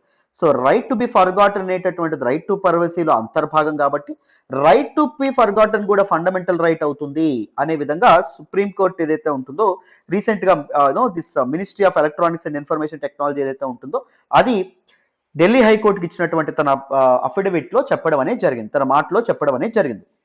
సో రీసెంట్ గా Orissa high court and even Karnataka high court కూడా ఈ రైట్ టు బి ఫర్గాటన్ అనేటటువంటి ఇంటర్నేషనల్ లీగల్ కాన్సెప్ట్ మనం యాక్సెప్ట్ చేయాలి. It should be included and it will be an essential part of the right to privacy అని హైకోర్ట్స్ ఏవైతే ఉన్నాయో అవి తెలపడం అనేది జరిగిందాం. అర్థమైందా? ఇది మనకి న్యూస్ లోకి వచ్చినటువంటి విషయం. So right to be forgotten అంటే అందరికీ అర్థమైందని అనుకుంటున్నాను. And personal data protection bill గురించి కూడా బ్యాక్గ్రౌండ్ తెలిసిందని అనుకుంటున్నాను. మరి నెక్స్ట్ ఆర్టికల్ మాట్లాడదాం, వినండి. ఈ రోజు హిందూ అనాలిసిస్ లో మనం మాట్లాడే నెక్స్ట్ ఆర్టికల్ చూడండి అమ్మా. 1971 war altered ideological map Kovind. Very very important article regarding GS paper 1 history and GS paper 2 international relations లో కూడా మనం మాట్లాడుకోవడం అనేది జరుగుతుంది. చాలా చాలా ఇంపార్టెంట్ ఆర్టికల్. నేను ఆల్రెడీ మీకు చెప్పాను నిన్న. సో బంగ్లాదేశ్ లిబరేషన్ వార్ లేదా ఇండో పాక్ వార్ 1971 గురించి నేను ఆల్రెడీ డీటెయిల్డ్గా ఒక వీడియో చేశాను. ఆ వీడియో అనేది చూస్తే తప్ప మీకు ఈ ఆర్టికల్స్ అన్ని అర్థం కావు. సో చక్కగా ఆ వీడియో అనేది చూసేటటువంటి ప్రయత్నం చేయండి. సో పాకిస్తాన్ మిలిటరీ హోల్డ్ నుంచి బంగ్లాదేశ్ స్వాతంత్రం అనేది పొంది సుమారు 50 ఏళ్ళు అవుతుంది. 1971లో జరిగినటువంటి బంగ్లాదేశ్ లిబరేషన్ వార్ తర్వాత బంగ్లాదేశ్ అనేటటువంటి ఒక కొత్త నేషన్ అనేది ఎమర్జ్ అవ్వడం అనేది జరిగింది. సో 2021కి 50 ఇయర్స్ అది కంప్లీట్ చేసుకోబోతుండడం అనేది జరుగుతుందమ్మా. మరి ఈ వార్ ఈవెంట్ జరిగి బంగ్లాదేశ్ ఏర్పడి 50 ఏళ్ళు అయినటువంటి సందర్భంలో ప్రెసిడెంట్ మన భారత రాష్ట్రపతి అయినటువంటి రామ్నాథ్ కోవింద్ గారు బంగ్లాదేశ్కి ఒక 3 డే టూర్ కోసం వెళ్ళడం అనేది జరిగిందమ్మా. ఈ 3 డే ట్రిప్లో భాగంగా ఆయన ఈరోజు కొన్ని ఇంపార్టెంట్ వ్యాఖ్యలు ఏవైతే ఉన్నాయో అవి చేయడం అనేది జరిగింది. షేక్ ముజిబుర్ రెహమాన్ బంగబంధు అనేటటువంటి పేరుతో పిలుస్తారు. The father of Bangladesh nation, జాతిపిత, బంగ్లాదేశ్ యొక్క జాతిపిత. ఆయన్ని స్మరించుకోవడం అనేది జరిగింది మన ప్రెసిడెంట్ రామ్నాథ్ కోవింద్ గారు. అండ్ దాంతోపాటు ఆయన ఇంకేమన్నారు అంటే the liberation war of 1971 changed the ideological map of south Asia, president Ramnath Kovind said in Dhaka on Tuesday. So ఈ బంగ్లాదేశ్ లిబరేషన్ వార్ ఏదైతే ఉంటుందో అది సౌత్ ఏషియాలోని సైద్ధాంతిక పరమైనటువంటి మార్పులకి కారణం అవ్వడం అనేది జరిగింది. సో సైద్ధాంతిక పరమైనటువంటి మార్పులు అనేవి చోటు చేసుకున్నాయి దిస్ పర్టిక్యులర్ వార్ ఏదైతే ఉంటుందో దాని తర్వాత. అండ్ దాంతోపాటు golden Jubilee of independence of బంగ్లాదేశ్లో ఆయన బంగ్లాదేశ్ కోసం జరిగినటువంటి ఈవెంట్లో ఆయన పార్టిసిపేట్ చేశారు. అండ్ ఈ విక్టరీ గురించి కూడా ఆయన మాట్లాడడం అనేది జరిగింది. అండ్ దాంతోపాటు ఇండియా నుంచి గ్రాస్ రూట్ సపోర్ట్ కూడా బంగ్లాదేశ్కి అందుతుంది అని చెప్పడం అనేది జరిగింది. బంగ్లాదేశ్ ఫ్రీడమ్కి ఇండియా అనేది అప్పుడు సపోర్ట్ చేసింది, ఎప్పటికీ సపోర్ట్ చేస్తూనే ఉంటుంది అనే విధంగా చెప్పడం అనేది జరిగింది. We celebrate with you the historic day. ఈ చారిత్రక దినాన్ని మీతో పాటు భారతీయులను కూడా మేము సెలబ్రేట్ చేసుకుంటున్నాం. 50 సంవత్సరాల క్రితం సౌత్ ఏషియా యొక్క ఐడియాలజికల్ మ్యాప్ అనేది చేంజ్ అవ్వడం అనేది జరిగింది. అండ్ బంగ్లాదేశ్ అనేటటువంటి ఒక ప్రౌడ్ నేషన్ అనేది అవతరించింది అని సందర్భంగా మాట్లాడడం అనేది జరిగింది. అండ్ ఈ బంగ్లాదేశ్ ఏర్పడడంలో భాగంగా టెన్స్ ఆఫ్ మిలియన్స్ పీపుల్ చనిపోవడం అనేది జరిగింది, లక్షల మంది ప్రాణాలు కోల్పోయారు, వాళ్ళందరికీ నివాళులు అర్పించడం అనేది జరిగింది. అండ్ దాంతోపాటు ఆడవాళ్ళు కూడా డాటర్స్, సిస్టర్స్ అండ్ మదర్స్ అని లేకుండా పాకిస్తాన్ ఆర్మీ వాళ్ళ మీద చేసినటువంటి ఆకృత్యాలు ఏవైతే ఉంటాయో వాటిని కూడా మరొకసారి గుర్తు చేయడం అనేది జరిగింది బంగ్లాదేశ్ ప్రజలకి మన ప్రెసిడెంట్ అయినటువంటి రామ్నాథ్ కోవింద్ గారు. అండ్ దాంతోపాటు this Bangabandhu, the father of Bangladesh, that is founding father of Bangladesh Sheikh Mujibur Rahman యొక్క కూతురు అయినటువంటి హసీనా గారు ఎవరైతే ఉన్నారో ఆవిడ్ని కూడా present prime minister of Bangladesh ఆవిడ్ని కూడా ప్రశంసించడం అనేది జరిగింది మన ప్రెసిడెంట్ రామ్నాథ్ కోవింద్ గారు. అండ్ రెండు కంట్రీస్ మధ్య రిలేషన్ అండ్ కోఆపరేషన్ ఏదైతే ఉంటుందో అది ఇంకాస్త స్ట్రెంథన్ అవ్వాలని ఆయన కోరుకోవడం అనేది జరిగిందమ్మ. ఇది మనకి న్యూస్లోకి రావడం అనేది జరిగింది. సో డీటెయిల్డ్గా దిస్ పర్టిక్యులర్ ఆర్టికల్ మీకు అర్థమైందని అనుకుంటున్నాను. మళ్ళీ చెప్తున్నాను, 1971 బంగ్లాదేశ్ లిబరేషన్ వార్ లేకపోతే ఇండియా పాకిస్తాన్ వార్ ఆఫ్ 1971 గురించి నేను వీడియో చేశాను ఆల్రెడీ. ఆ వీడియో అనేది మీరు చూడకపోతే మీకు ఈ ఆర్టికల్ అర్థం కాదు, మళ్ళీ చెప్తున్నాను. సో చక్కగా ఆ వీడియో చూసిన తర్వాత ఈ ఆర్టికల్ని వినేటటువంటి ప్రయత్నం చేయండి, మీకు కంప్లీట్గా కాంప్రహెన్సివ్గా అర్థమైపోతుంది. ఓకేనా? పోస్ట్ పోన్ చేయొద్దు, ఈ రోజే చూసేయండి ఆ వీడియోని కూడా. నెక్స్ట్ ఆర్టికల్ మాట్లాడదాం, వినండి. ఈ రోజు హిందూ అనాలిసిస్ లో మనం మాట్లాడుకునే నెక్స్ట్ ఆర్టికల్ చూడండి. India marks 50 years of 1971 war. Very important article regarding GS paper 2 international relations లోను, జిఎస్ పేపర్ 1 హిస్టరీలోను, జిఎస్ పేపర్ 3 డిఫెన్స్ లోను మనం మాట్లాడుకోవడం అనేది జరుగుతుంది. ఈ ఆర్టికల్ నేను ద హిందూలోని ఢిల్లీ ఎడిషన్ లో పేజ్ నెంబర్ 9 నుంచి సెలెక్ట్ చేసుకోవడం అనేది జరిగింది.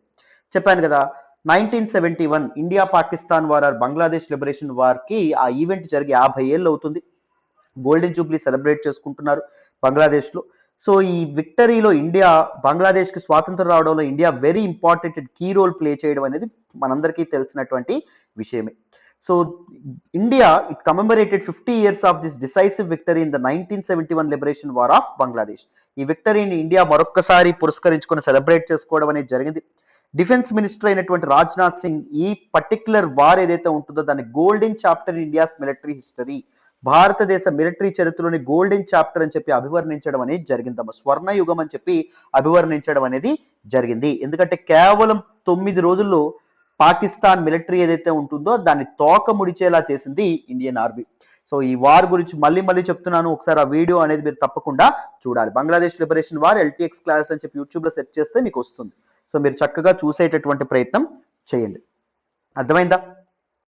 అండ్ దాంతోపాటు ఈ ప్రోగ్రామ్ లో భాగంగా 30 మంది ముక్తి జోదాస్ అంటే freedom fighters, Bangladesh freedom fighters who took part in this particular war, వాళ్ళందరినీ పిలిచి నో సత్కరించడం అనేది జరిగింది మన గవర్నమెంట్, అండ్ వాళ్ళని హానర్ చేయడం అనేది జరిగింది. ప్రైమ్ మినిస్టర్ నరేంద్ర మోడీ గారు ఏం చెప్పారంటే ట్విట్టర్ లో, on the 50th Vijay Diwas I recall the great valour and sacrifice by the Mukti Jodhas and దాంతోపాటు బిరంగనాస్ అండ్ దాంతోపాటు brave hearts of Indian arm forces. So వీళ్ళందరికీ అవును నేను తలుచుకుంటున్నాను, నేను స్మరించుకుంటున్నాను. Together we fought and defeated oppressive forces, this oppressive forces that is Pakistani forces ని మనందరం కలిసి నో తుదముట్టించాము, వాళ్ళని మట్టి కరిపించాము అనే విధంగా అద్భుతంగా మోడీ గారు తన ట్విట్టర్ లో ట్వీట్ కూడా చేయడం అనేది జరిగిందాం. సో ఇది మనకి న్యూస్ లోకి రావడం అనేది జరిగింది. So this is all about this particular article. మన నెక్స్ట్ ఆర్టికల్ మాట్లాడదాం, వినండి. ఈ రోజు హిందూ అనాలిసిస్ లో మనం మాట్లాడుకునేటటువంటి నెక్స్ట్ ఆర్టికల్ చూడండి. Putin Modi Xi Jinping meet soon official. Very very important article regarding GS paper 2. World geopolitics లోను ఇంటర్నేషనల్ రిలేషన్స్ లోను మనం మాట్లాడుకోవడం అనేది జరుగుతుంది. చాలా చాలా ఇంపార్టెంట్. మీ అందరికీ తెలుసు. సో డిసెంబర్ మొదటి వారంలో రష్యన్ ప్రెసిడెంట్ అయినటువంటి వ్లాడిమిర్ పుతిన్ ఇండియాని విజిట్ చేయడం అనేది జరిగింది. సో అపాన్ హిజ్ రిటర్న్ ఇండియాని విజిట్ చేసి నరేంద్ర మోడీ గారితో 1-on-1 మీటింగ్ లో పార్టిసిపేట్ చేయడం అనేది జరిగింది. తర్వాత తిరిగి వెళ్ళాక జో బైడెన్ గారితో కూడా వీడియో కాన్ఫరెన్స్ తో మాట్లాడారు, అమెరికా ప్రెసిడెంట్ జో బైడెన్ తో.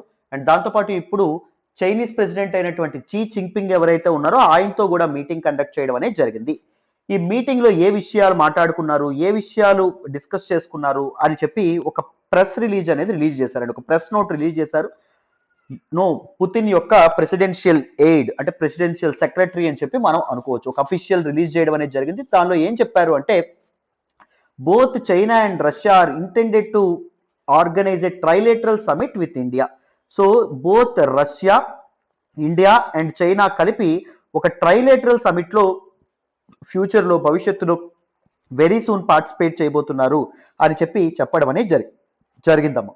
A trilateral summit of the leaders of India, China and Russia is expected in the near future, a top presidential advisor said in Moscow. So అది మనకి ఇక్కడ news లోకి రావడం అనేది జరిగింది. అండ్ దాంతోపాటు ఇప్పుడు మనకి పుతిన్ ఇక్కడికి వచ్చిన తర్వాత దిస్ పర్టికులర్ మీటింగ్ ఏదైతే ఉంటుందో ఈ మీటింగ్ ఏ సందర్భంలో జరిగింది, ఇప్పుడు ఎల్ఏసి స్టాండ్ ఆఫ్ ఇంకా కంటిన్యూ అవుతుంది. లైన్ ఆఫ్ యాక్చువల్ కంట్రోల్ దగ్గర, వాస్తవాధీన రేఖ దగ్గర మనకి అండ్ దాంతోపాటు చైనాకి మధ్య ఈ కాన్ఫ్లిక్ట్స్ ఏవైతే ఉన్నాయో అవి కంప్లీట్ గా రన్ అవ్వడం అనేది జరుగుతుంది, అవునా కదా? సో ఈ సందర్భంలో మరి పుతిన్ కి అండ్ దాంతోపాటు మోడీ గారు మీట్ అయినప్పుడు ఏమైనా చైనా ఫ్యాక్టర్, చైనా విషయం ఏమైనా వచ్చిందా, వాళ్ళ మాటల్లో ఏమైనా చైనా గురించి మాట్లాడుకున్నారా అనే విషయం ఇండియా ఇంకా బయట పెట్టలేదు. సో ఈ సందర్భంలో మరి ట్రైలేటరల్ సమిట్ అనేది ఏర్పాటు చేయడం, సో ఈ న్యూస్ ఏదైతే ఉంటుందో ఈ న్యూస్ అనేది రావడం అనేది జరిగింది. దే ఆర్ వెరీ ఇంట్రెస్టెడ్ అనేటటువంటి న్యూస్ రావడం అనేది జరిగింది. And the foreign ministers of Russia, India and China met on November 26. In year November 26 వాళ్ళు మీట్ అవ్వడం అనేది జరిగింది. బట్ లీడర్షిప్ లెవెల్ మీటింగ్ అనేది ఇప్పటి వరకు కండక్ట్ చేయలేదు. సో ముగ్గురు that is Putin, Narendra Modi and Jinping meeting అనేది త్వరలో ఒక ట్రైలేటరల్ సమిట్ అనేది జరగబోతుంది అని చెప్పి చెప్తున్నారండి.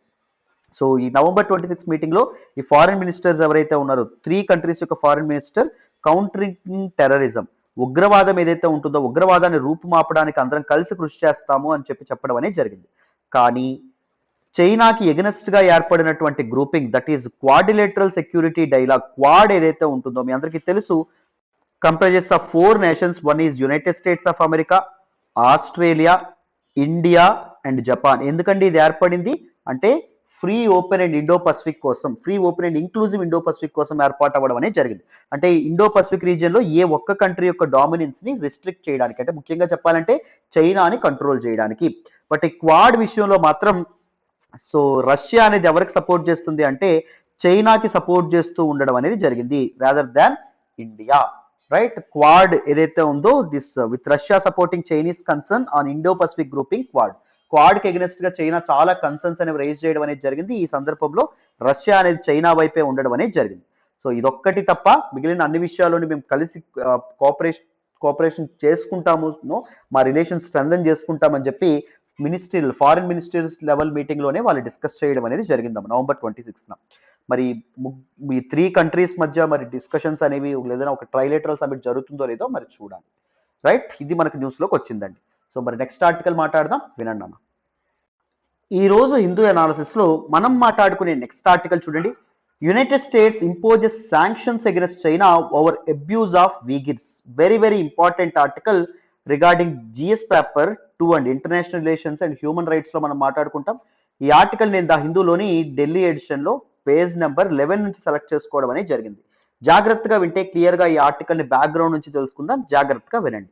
ఈ ఆర్టికల్ మీకు అర్థం కావాలంటే ముందు మీకు వీగర్స్ అంటే ఎవరు, వాళ్ళ ఇష్యూ ఏంటో తెలుసుకోవాలి. సో అది ముందు తెలుసుకున్న తర్వాత ఈ ఆర్టికల్లో ఏం చెప్పారో తెలుసుకునే ప్రయత్నం చేద్దాం. మీకు ఈజీగా అర్థమైపోతుంది, వినండి. సో మొదట జాగ్రత్త గుర్తుపెట్టుకోండి, వీగిర్స్ అంటే ఎవరు.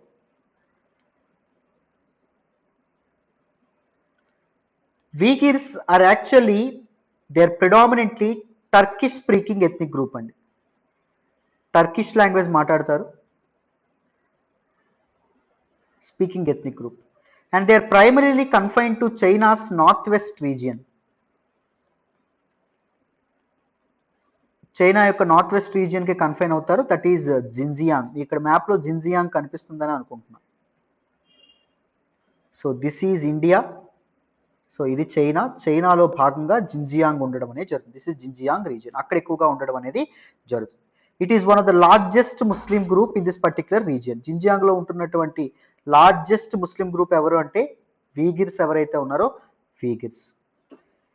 అండ్ వాళ్ళు ఏమనుకుంటారంటే they claim very closer ethnic ties with Turkey అండి. టర్కీతో మాకు దగ్గర సంబంధాలు ఉన్నాయి, టర్కిష్ ఎథ్నిక్ గ్రూప్స్ తో.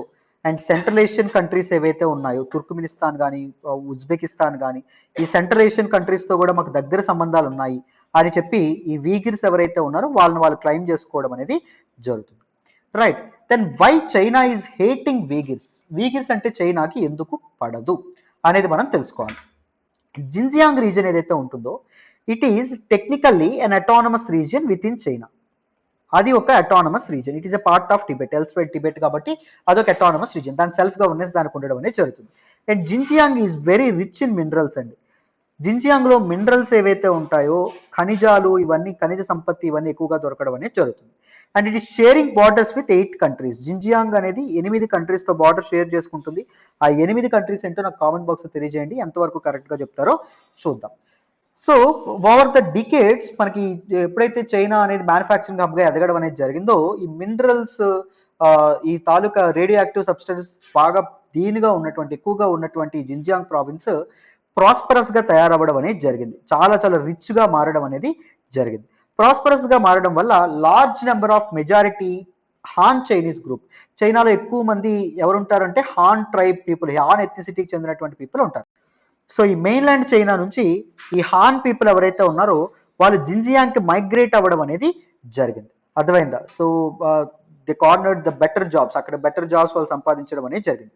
సో అక్కడ ఆల్రెడీ బతుకుతున్నటువంటి వీగిర్స్ ఎవరైతే ఉన్నారో వాళ్ళకి జీవనాధారం, లైవ్లీహుడ్ కూడా లేనటువంటి పరిస్థితి, అండ్ వాళ్ళ ఐడెంటిటీ కూడా వాళ్ళకి దక్కనటువంటి పరిస్థితి. దే స్లోలీ సబ్జుగేటెడ్ దీస్ వీగిర్స్ అండి. హాన్ చైనీస్ గ్రూప్ ఎవరైతే ఉన్నారో హాన్ చైనీస్ గ్రూప్. సో మొత్తానికి అది ఏం కారణమైందంటే 2009లో ఒక పెద్ద వైలెంట్ యాక్టివిటీకి, వైలెంట్ స్పర్ అవ్వడానికి కారణం అవ్వడం అనేది జరిగింది. వైలెన్స్ అనేది మొదలవ్వడం అనేది జరిగింది. మొత్తం ఈ వీగిర్స్ ఎవరైతే ఉన్నారో వీగిర్స్ జిన్జియాంగ్ యొక్క క్యాపిటల్ అయినటువంటి ఉరుమ్కీలో మొత్తం 200 మంది హాన్ చైనీస్ పీపుల్ ఎవరైతే ఉన్నారో వాళ్ళని చంపేయడం అనేది జరిగింది. వీగిర్స్ అందరూ కలిసి వాళ్ళని చంపేయడం అనేది జరిగింది. And many other violent incident ఏదైతే ఉన్నాయో అవి కూడా అప్పటి నుంచి జరుగుతూ రావడం అనేది జరిగిందండి. అర్థమైందా? సో చైనా ఏమంటుంది అంటే ఈ వీగిర్స్ తాలూకు ప్రభావం పెరిగిపోతుంది, అండ్ ఇలాగే వదిలేస్తే this Uighurs also seeks to establish an independent state. వాళ్ళకంటూ ఒక కొత్త దేశం కావాలని చెప్పి వాళ్ళు అడుగుతారు. వీగిల్స్ ఎవరైతే ఉన్నారో వీగిల్స్, సో హాన్ చైనీస్ పీపుల్ని చంపేశారంటే ఎంత కష్టం, సో అని చెప్పి ఏం చేయడం అనేది జరిగింది. సో ఈ తాలూకా వీగిర్స్ మీద కంట్రోల్ చేయడం అనేది జరిగింది. వాళ్ళ తాలూకా రైట్స్ లాగేసుకోవడం, వాళ్ళని కట్టడి చేయడం మొదలుపెట్టింది. ఎందుకంటే వీగిర్స్ అనేటటువంటి వాళ్ళు దీస్ ముస్లిం పీపుల్ కాబట్టి, సెంట్రల్ ఏషియన్ నైబర్స్ తో కల్చరల్ టైస్ వాళ్ళకు ఉన్నాయి కాబట్టి, ఆఫ్ఘనిస్తాన్, పాకిస్తాన్ లో ఉండేటటువంటి సెపరేటిస్ట్ గ్రూప్స్ ఏవైతే ఉన్నాయో, లేకపోతే ఇస్లామిస్ట్ గ్రూప్స్ ఏవైతే ఉన్నాయో అవి ఈ వీగిర్స్కి హెల్ప్ చేసేటటువంటి ప్రమాదం ఉంది. ఈ వీగిర్స్ చైనా నుంచి సెసీడ్ అయ్యేటటువంటి అవకాశం ఉంది. సెషనిస్ట్ మూవ్మెంట్స్ అనేవి స్టార్ట్ చేసేటటువంటి అవకాశం ఉంది. సో వీగిర్స్ని కట్టడి చేయడం అవసరం అని చెప్పి వీళ్ళ మీద బ్రుటల్ దీంతో ముందుకు రావడం అనేది జరిగింది. కంప్లీట్గా వాళ్ళని కంట్రోల్ చేయడానికి, కట్టడి చేయాలని చెప్పి చైనా ప్రయత్నించడం అనేది మొదలుపెట్టింది. This is the background of Uighurs. మరి ఇప్పుడు న్యూస్లోకి ఏమొచ్చిందో చూద్దామా, ఒకసారి వినండి. సో చూడండి నాన్న, న్యూస్లోకి ఏమొచ్చిందంటే ఏం లేదమ్మా, ఈ వీగిర్స్ ని కంట్రోల్ చేయడానికి, ఈ వీగిర్స్ యొక్క రైట్స్ ఏవైతే ఉంటాయో వాటిని డిప్రైవ్ చేస్తుంది చైనీస్ అడ్మినిస్ట్రేషన్ అనే పేరుతో Biden government, that is US government, China మీద కొన్ని శాంక్షన్స్, ఆంక్షలు అనేవి విధించడం అనేది జరిగింది. చైనా మీద అంటే చైనాకి సంబంధించినటువంటి బయోటెక్ అండ్ సర్వైలెన్స్ కంపెనీస్ ఏవైతే ఉన్నాయో వాటి మీద, అండ్ దాంతోపాటు గవర్నమెంట్ ఎంటిటీస్ అయినటువంటి సమ్ అదర్ గవర్నమెంట్ ఎంటిటీస్ ఏవైతే ఉన్నాయో వాటి మీద. ఎందుకంటే జింజియాంగ్ ప్రావిన్స్ లో ఉన్నటువంటి ఈ వీగిర్స్ ఎవరైతే ఉన్నారో వీగిర్స్ మీద వాళ్ళు హ్యూమన్ రైట్స్ వైలేషన్స్ కి పాల్పడుతున్నారు, హ్యూమన్ రైట్స్ అబ్యూజ్ చేస్తున్నారు అనేటటువంటి ఉద్దేశం మీద United States of America sanctions, ఆంక్షలు విధించడం అనేది జరిగిందమ్మ. సో దీనివల్ల ఏం జరుగుతుంది, అమెరికన్ కంపెనీస్ అనేటటువంటివి ఇప్పటి వరకు చైనీస్ ఎంటిటీస్ కి కంపోనెంట్స్ అనేటటువంటివి అమ్ముతున్నాయి కదా. సో ఇప్పుడు ఏం జరుగుతుందంటే ఓన్లీ లైసెన్స్ తీసుకుంటే తప్ప చైనీస్ కంపెనీస్ ఏవైతే ఉంటాయో, బయోటెక్ అండ్ సర్వైలెన్స్ కంపెనీస్ ఏవైతే ఉన్నాయో వాటికి అమెరికన్ కంపెనీస్ ఇవి అమ్మలేవన్నమాట. అర్థమైందా, కంపోనెంట్స్ అనేవి అమ్మలేవు. So these biotech and surveillance equipment అనేది చాలా ఇంపార్టెంట్. సో ఇలాంటి శాంక్షన్స్, ఆంక్షలు ఏవైతే ఉన్నాయో అది విధించడం అనేది జరిగింది United States of America. So అది మాత్రమే మనకి న్యూస్లోకి వచ్చిందండి. ఓకేనా. So this is all about this particular article. మరి నెక్స్ట్ ఆర్టికల్ మాట్లాడదాం, వినాలి నాన్న. ఈ రోజు హిందూ అనాలిసిస్ లో మనం మాట్లాడుకునే నెక్స్ట్ ఆర్టికల్ చూడండి, no nuclear images for IAEA. Very important article అమ్మా, చాలా important article regarding GS paper 2 international relations లోనే మనం మాట్లాడుకుంటాం, and GS paper 3 security related article కూడా. ఈ ఆర్టికల్ నేను ద హిందూలోని ఢిల్లీ ఎడిషన్ లో పేజ్ నెంబర్ 11 నుంచి సెలెక్ట్ చేసుకోవడం అనేది జరిగింది. జాగ్రత్తగా వినండి. ఈ ఆర్టికల్ మీకు అర్థం కావాలంటే మీకు ముందు ఇరాన్ న్యూక్లియర్ డీల్ గురించి కంప్లీట్ గా అర్థం కావాలి. ఫస్ట్ ఇరాన్ న్యూక్లియర్ డీల్ గురించి కంప్లీట్ గా తెలుసుకుందాం. తెలుసుకున్న తర్వాత ఈ ఆర్టికల్ చెప్తాను, మీకు ఈజీగా అర్థం అవుతుంది. వినండి అమ్మా. ఈ ఆర్టికల్ ని మనం అర్థం చేసుకునే ముందు ఇరాన్ యొక్క జాగ్రఫీ ఎక్కడుందో మనం తెలుసుకుందాం. అసలు ఇరాన్ ఎక్కడుంది తెలుసుకుందాం. చూడండి, ఇది మన ఇండియానా? ఇండియా పక్కనే పాకిస్తాన్ ఉంది చూసారు. పాకిస్తాన్ పక్కనే మనకి ఇరాన్ కనిపించడం అనేది జరుగుతుంది. మనకి ఏన్షియంట్ టైమ్స్ లో ఇరాన్ పేరు ఏంటి అంటే పెర్షియా అనేటటువంటి పేరుతో పిలిచేవాళ్ళండి. అర్థమైందా? చాలా మంది సూఫీ సెయింట్స్ ఈ పెర్షియా నుంచి, ఇరాన్ ప్రాంతం నుంచే భారతదేశంలో అడుగు పెట్టడం అనేది జరిగింది. రైట్. సో ఇరాన్ని 1935 వరకు పర్షియా అని పిలిచేవారు. 1935 తర్వాత పర్షియా కాస్త ఏమైంది, ఇరాన్ అవ్వడం అనేది జరిగింది. ఇరాన్ యొక్క బౌండరీస్ చూడండి. Iran shares boundaries with Pakistan. పాకిస్తాన్లోని బెలూచిస్తాన్ ప్రావిన్స్ అండి ఇది. బెలూచిస్తాన్ ప్రావిన్స్ తో షేర్ చేసుకుంటుంది, అండ్ ఆఫ్ఘనిస్తాన్ తో బార్డర్ షేర్ చేసుకుంటుంది, తుర్క్మెనిస్తాన్ తో బార్డర్ షేర్ చేసుకుంటుంది, కాస్పియన్ సీతో బార్డర్ షేర్ చేసుకుంటుంది, అజర్బైజాన్ తో బార్డర్ షేర్ చేసుకుంటుంది, అర్మేనియాతో బార్డర్ షేర్ చేసుకోవడం అనేది జరుగుతుంది, అండ్ దాంతోపాటు టర్కీతో బార్డర్ షేర్ చేసుకుంటుంది, ఇరాక్ తో బార్డర్ షేర్ చేసుకోవడం అనేది జరుగుతుంది. రిమెంబర్, కువైట్ తో ఇరాన్ అనేది బార్డర్ షేర్ చేసుకోదు. And in the southern side Persian Gulf ఏదైతే ఉంటుందో పెర్షియన్ గల్ఫ్ తో బార్డర్ షేర్ చేసుకోవడం అనేది జరుగుతుంది. ఇక్కడ మనకి this is Gulf of Oman అని చెప్పి అనడం అనేది జరుగుతుంది. సో ఇది ఒమన్ కదా, ఇది గల్ఫ్ ఆఫ్ ఒమన్ అమ్మ. సో ఈ ప్రాంతం ఏదైతే ఉంటుందో ఇది. సో ఇది straight of Hormuz. It is very very important straight. Remember, Iran అనేది క్యాస్పియన్ సీకి పెర్షియన్ గల్ఫ్ కి మధ్యలో ఉండడం అనేది జరిగింది. So Iran sits on huge oil and gas reserves అమ్మ. అందుకే ఇరాన్ అనేది one of the very important oil exporter in the world economy.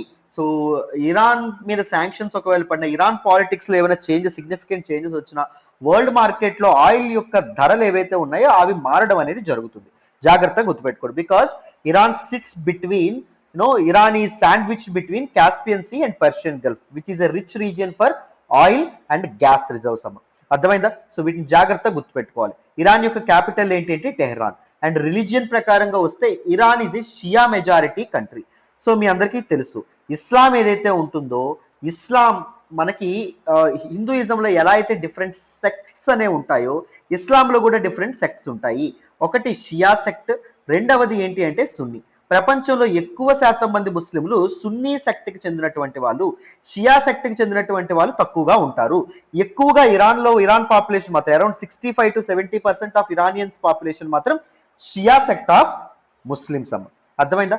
ఈ ఆస్పెక్ట్ మీరు తెలుసుకోవాలి. ఇంతకీ షియా అంటే ఏంటి సార్, సున్నీ అంటే ఏంటి సార్ అంటే, నేను ఇరాన్ ఇరాక్ వార్ అనేటటువంటి ఒక వీడియో చేశాను. Iran Iraq war LTX classes అని కొట్టండి. అందులో నేను డీటెయిల్డ్ గా షియా అంటే ఏంటి, సున్నీ అంటే ఏంటి, ఇరాన్ కి ఇరాక్ వార్ ఎందుకు జరిగింది, సద్దాం హుస్సేన్ అంటే ఎవరు, ఇవన్నీ నేను డీటెయిల్డ్ గా చెప్పడం అనేది జరిగింది. వీలైతే అది చూడండి. ఓకేనా? సో ఇరాన్ ఎక్కడుందో మీకు క్లారిటీ వచ్చిందని అనుకుంటున్నాను. ఇప్పుడు ఇరాన్ న్యూక్లియర్ డీల్ గురించి మనం తెలుసుకుంటాం. జాగ్రత్తగా వినండి. సో ఇరాన్ న్యూక్లియర్ డీల్ గురించి అర్థం కావాలంటే మీకు కొంత హిస్టరీ అనేది తెలియాలి. జాగ్రత్తగా గుర్తుపెట్టుకోండి. 1921లో 1921లో ఇరాన్కి చక్రవర్తులు ఎవరవుతారు అంటే పహ్లవీ డినాస్టీ అవ్వడం అనేది జరుగుతుంది. పహ్లవీ డినాస్టీకి చెందినటువంటి రాజులు ఎంతమంది అంటే ఇద్దరండి. సో నేను ఆల్రెడీ చెప్పాను, మనకి 1950ల సమయంలో ఆయిల్ రిజర్వ్స్ అనేవి ఎక్కువగా, ఆయిల్ అండ్ గ్యాస్ రిజర్వ్స్ అనేవి ఎక్కువగా బయటపడడం అనేది జరిగింది. ఆయిల్ అనేది జియో పాలిటిక్స్ లో ఒక ఇంపార్టెంట్ ఫ్యాక్టర్ గా మారడం అనేది జరిగింది. సో అప్పుడు ఇరాన్ పరిపాలిస్తున్నటువంటి పహ్లవీ డినాస్టీకి చెందినటువంటి కింగ్ ఎవరు అంటే షా మహమ్మద్. ఈ షా మహమ్మద్ తో ఈ వెస్టర్న్ పవర్స్ ఏవైతే ఉన్నాయో, like United States of America, దాంతోపాటు బ్రిటిష్ వాళ్ళు, యూకే ఏవైతే ఉన్నాయో, సో ఈ కంట్రీస్, యూరోపియన్ యూనియన్, ఇవన్నీ కలిపి ఇతనితో ఫ్రెండ్షిప్ చేయడం అనేది జరిగింది. హీఈస్ ఏ ప్రో వెస్టర్న్ గాయ్. ఇతను చూడండి, ముస్లిం కి ఇస్లామిక్ షా, ఇక్కడ షా మహమ్మద్ అని కనిపిస్తుందో, షా అంటే ఏంటంటే కింగ్ అని చెప్పి అర్థమమ్మ. అర్థమైందా? షా అంటే మనకి ఇరాన్ లో కింగ్స్ షా అనేటటువంటి ఒక టైటిల్ ని ఇది చేసేవాళ్ళు. మనకి ఇండియాలో కూడా బహమనీ కింగ్డమ్, బహమనీ ఎంపైర్ చెందినటువంటి కింగ్స్ కూడా షా అనేటటువంటి టైటిల్ ఏదైతే ఉంటుందో దాన్ని అలంకరించుకునేవాళ్ళు. అర్థమైందా? సో ఈయన ఇస్లామిక్ నేషన్ అయినటువంటి ఇరాన్ ఏదైతే ఉంటుందో, ఇరాన్ యొక్క మొనార్క్ అయినప్పటికీ ఈయన చూసారా సూట్ వేసుకొని వెస్టర్న్ స్టైల్లో ఈయన ఉండడం అనేది జరిగింది. He is a pro western guy. ఈయన ఏం చేశాడు, ఇరాన్ లో డెమోక్రసీ, వెస్టర్న్ పొలిటికల్ ఐడియాలజీ అనేటటువంటి డెమోక్రసీ, ప్రజాస్వామ్యం ఏదైతే ఉంటుందో దాన్ని ఇంట్రడ్యూస్ చేయడం అనేది జరిగింది. దాంతో పాటు ఆడవాళ్ళకి, ఉమెన్ కి రైట్స్ ఏవైతే ఉన్నాయో రైట్స్ అనేవి అప్పగించడం అనేది జరిగింది. సో అండ్ దాంతోపాటు ఇలాంటి ఇంపార్టెంట్ సోషల్ రిఫార్మ్స్ తో ఈయన ముందుకు వచ్చాడు, because is a pro western guy కాబట్టి. సో ఇది కొంతమంది కన్జర్వేషనిస్ట్, మతపరమైనటువంటి మత ఛాందసవాదులు ఎవరైతే ఉన్నారో వాళ్ళకి నచ్చల. ఇక్కడ పక్కన కనిపిస్తున్నటువంటి వ్యక్తి ఉన్నారు చూసారా, ఆయన పేరేంటి అంటే అయతుల్లా రహోల్లా ఖొమేనీ. అయతుల్లా రహోల్లా ఖొమేనీ ఎవరైతే ఉన్నారో హీజ్ ఏ ఫండమెంటలిస్ట్, అంటే హీజ్ ఏ కన్జర్వేటివ్ ముస్లిం అమ్మ. ఈయన షా మహమ్మద్ తీసుకొచ్చినటువంటి రిఫార్మ్స్ ఈయనకి నచ్చల. ఈయన ఫాలోవర్స్ ఎవరైతే ఉన్నారో వాళ్ళని వెంట పెట్టుకొని ఈయన పహ్లవీ డినాస్టీ ఏదైతే ఉంటుందో దాన్ని అంతమొందించడానికి, దాన్ని పడగొట్టడానికి ఇరానియన్ రెవల్యూషన్ ఏదైతే ఉంటుందో దాన్ని ట్రిగ్గర్ చేయడం అనేది జరుగుతుంది. Iranian revolution is one of the peaceful revolutions happened all across the world. Sorry, ప్రపంచంలోనే జరిగినటువంటి విప్లవాల్లో one of the peaceful revolution, శాంతియుతంగా జరిగినటువంటి రెవల్యూషన్ లో ఇరానియన్ రెవల్యూషన్ ఒకటండి. 1978 నుంచి 1979 మధ్యలో జరగడం అనేది జరిగింది. అర్థమైందా? ఎందుకు ఇది జరిగింది? To revive and strengthen Shia Islam to oppose Sunni domination. So మన తాలూకా ఇతను షా మహమ్మద్ వల్ల పేరుకుపోతున్నటువంటి western support and Sunni domination ని తగ్గించడం కోసం, ఒక పక్క సద్దాం హుస్సేన్ ఎవరైతే ఉన్నారో, సద్దాం హుస్సేన్ తాలూకా ఇవేవైతే ఉన్నాయి, ఇరాక్ లో సద్దాం హుస్సేన్ యొక్క డామినేషన్ ఏదైతే ఉంటుందో దాన్ని కూడా కంట్రోల్ చేయడానికి ఇరానియన్ రెవల్యూషన్ అనేది ముందుకు రావడం అనేది జరిగింది. So they are completely against west and. అర్థమైందా? అప్పటి నుంచే ఇరాన్ కి అండ్ దాంతోపాటు యుఎస్ కి, ఇరానియన్ రెవల్యూషన్ తర్వాత ఎప్పుడైతే ఈ షా మహమ్మద్ టాపెల్ చేయబడతారో, అధికారం నుంచి దించివేయబడతారో, అప్పటి నుంచి అమెరికాకి అండ్ ఇరాన్ కి ఎప్పుడు పడదు. ఎందుకంటే ఇంకొక ఇంపార్టెంట్ ఆస్పెక్ట్ ఈవెంట్ జరుగుతుంది చూడండి, హోస్టేజ్ క్రైసిస్. ఏం జరుగుతుంది, ఇరానియన్ రెవల్యూషన్ అయిపోయిన తర్వాత కూడా అమెరికా అనేది ఇరాన్ లో ఎంబసీ మెయింటైన్ చేస్తుంది. 1979లో ఇరానియన్ రెవల్యూషన్ కి సపోర్ట్ గా ఉన్నటువంటి కొంతమంది ఇరాన్ యూత్, అంటే అమెరికాకి వెస్టర్న్ ఫోర్సెస్ కి ఎగనెస్ట్ గా ఉండేటటువంటి కొంతమంది ఇరాన్ యూత్ ఎవరైతే ఉన్నారో వాళ్ళు 52 అమెరికన్ డిప్లొమాట్స్ అండ్ సిటిజన్స్ ని ఎంబసీలో, అమెరికన్ ఎంబసీలో బంధించడం అనేది జరుగుతుంది. ఎన్నాళ్ళ కాలం పాటు? 2 years కాలం పాటు తన సిటిజన్స్ ని బంధించడం వల్ల, తన డిప్లొమాట్స్ ని బంధించడం వల్ల ఇరాన్ మీద చాలా చాలా కోపం తెచ్చుకుంటుంది అమెరికా. ఆ రైవల్రీ, ఆ హాస్టిలిటీ అనేది ఇరాన్ కి అమెరికాకి మధ్య ఇప్పటికీ కొనసాగుతూ ఉండడం మనం గమనించవచ్చండి. అర్థమైందా? సో ఇక్కడ వరకు మీ క్లారిటీ వచ్చిందనే అనుకుంటున్నాను. ఇప్పుడు ఇరానియన్ రెవల్యూషన్ తర్వాత ఇరాన్ ముందు ఉన్నటువంటి శత్రువులు ఎవరు? మొదటి వ్యక్తి ఎవరు అంటే సద్దాం హుస్సేన్. రెండవ వాళ్ళు ఎవరు అంటే యునైటెడ్ స్టేట్స్ ఆఫ్ అమెరికా లేదా యూకే. దీన్ని వెస్టర్న్ ఎలియన్స్ అని కూడా అంటాం. అర్థమైందా? సో ఈ వెస్టర్న్ ఎలియన్స్ కూడా ఎగనెస్ట్ గా ఉండడం అనేది జరిగింది. సో వీటికి ఎగనెస్ట్ గా వీటితో పోరాడేందుకు తమకి తాము స్ట్రెంథన్ చేసుకోవడానికి ఇరాన్ దేనికి వెళ్ళింది అంటే న్యూక్లియర్ టెస్ట్లు ఏవైతే ఉన్నాయో అవి చేయడం మొదలుపెట్టింది. తన న్యూక్లియర్ ఆర్సెనల్ ఏవైతే ఉన్నాయో వాటిని స్ట్రెంథన్ చేసుకోవాలని చెప్పి అనుకుంది. న్యూక్లియర్ బాంబులు ఏవైతే ఉన్నాయో అవి తయారు చేయాలని చెప్పి అనుకుంది. ఏంటండి? ఇరాన్ ఏదైతే ఉందో ఇరాన్. జాగ్రత్తగా వినండి, నెక్స్ట్ చెప్తాను. చూడండి నాన్న ఏం జరిగింది. 1970లోనే అంటే పహలవీ డినాస్టీకి చెందినటువంటి షా మహమ్మద్ ఎవరైతే ఉన్నారో ఆయన అధికారంలో ఉన్నప్పుడు ఈ షా మహమ్మద్ ఎవరైతే ఉన్నారో ఆయన ఎవరికి సపోర్ట్ గా ఉండేవాళ్ళని చెప్పాను? వెస్ట్ కి సపోర్ట్ గా ఉండేవాళ్ళని చెప్పాను. వీళ్ళిద్దరూ కలిసి న్యూక్లియర్ ప్రోగ్రామ్ ఏదైతే ఉంటుందో దాన్ని ముందుకు తీసుకురావడం అనేది జరిగింది. ఎందుకు? యుఎస్ అండ్ వెస్ట్ కి అప్పుడు ఎగనెస్ట్ గా ఎవరున్నారు? యుఎస్ఎస్ఆర్, సోవియట్ యూనియన్ ఉంది. కోల్డ్ వార్ నడుస్తోంది. సోవియట్ యూనియన్ కి ఎగనెస్ట్ గా న్యూక్లియర్ ప్రోగ్రామ్ అనేది ఏర్పాటు చేస్తున్నాం, దానికి మీరు మాకు సపోర్ట్ చేయండి అంటే షా మహమ్మద్ ఎవరైతే ఉన్నారో ఆయన సపోర్ట్ చేయడం అనేది జరిగింది. ఇరాన్ కి అండ్ యుఎస్ కి మధ్య ఆటమ్స్ ఫర్ పీస్ ప్రోగ్రామ్ తో ట్రీటీ ఎప్పుడైతే సైన్ అయిందో న్యూక్లియర్ ప్రోగ్రామ్ అనేది మొదలవ్వడం అనేది జరిగింది. అయితే ఎప్పుడైతే ఇరానియన్ రెవల్యూషన్ అనేది మొదలైందో, ఇరానియన్ రెవల్యూషన్ ఎప్పటి నుంచి ఎప్పటి వరకు అని చెప్పాం? 1978 to 79 మధ్యలో జరిగిందని చెప్పాం. అప్పుడు ఈ న్యూక్లియర్ ప్రోగ్రామ్ కి చెందినటువంటి సైంటిస్టులు ఎవరైతే ఉన్నారో వీళ్ళందరూ దేశం నుంచి పారిపోవడం అనేది జరిగింది. They flood the country. అర్థమైందా? సో ఇరానియన్ రెవల్యూషన్ తర్వాత 1979లో కన్జర్వేషనిస్టులు, ఫండమెంటలిస్టులు ఎవరైతే ఉన్నారో వాళ్ళు అధికారంలోకి రావడం అనేది జరిగింది. షియైట్ రిగైమ్ ఏదైతే ఉంటుందో, గవర్నమెంట్ ఏదైతే ఉంటుందో, ఫండమెంటలిస్ట్ రిగైమ్ ఏదైతే ఉంటుందో, గవర్నమెంట్ ఏదైతే ఉంటుందో అది అధికారంలోకి రావడం అనేది జరిగింది. ఎప్పుడండి? ఇరాన్లో.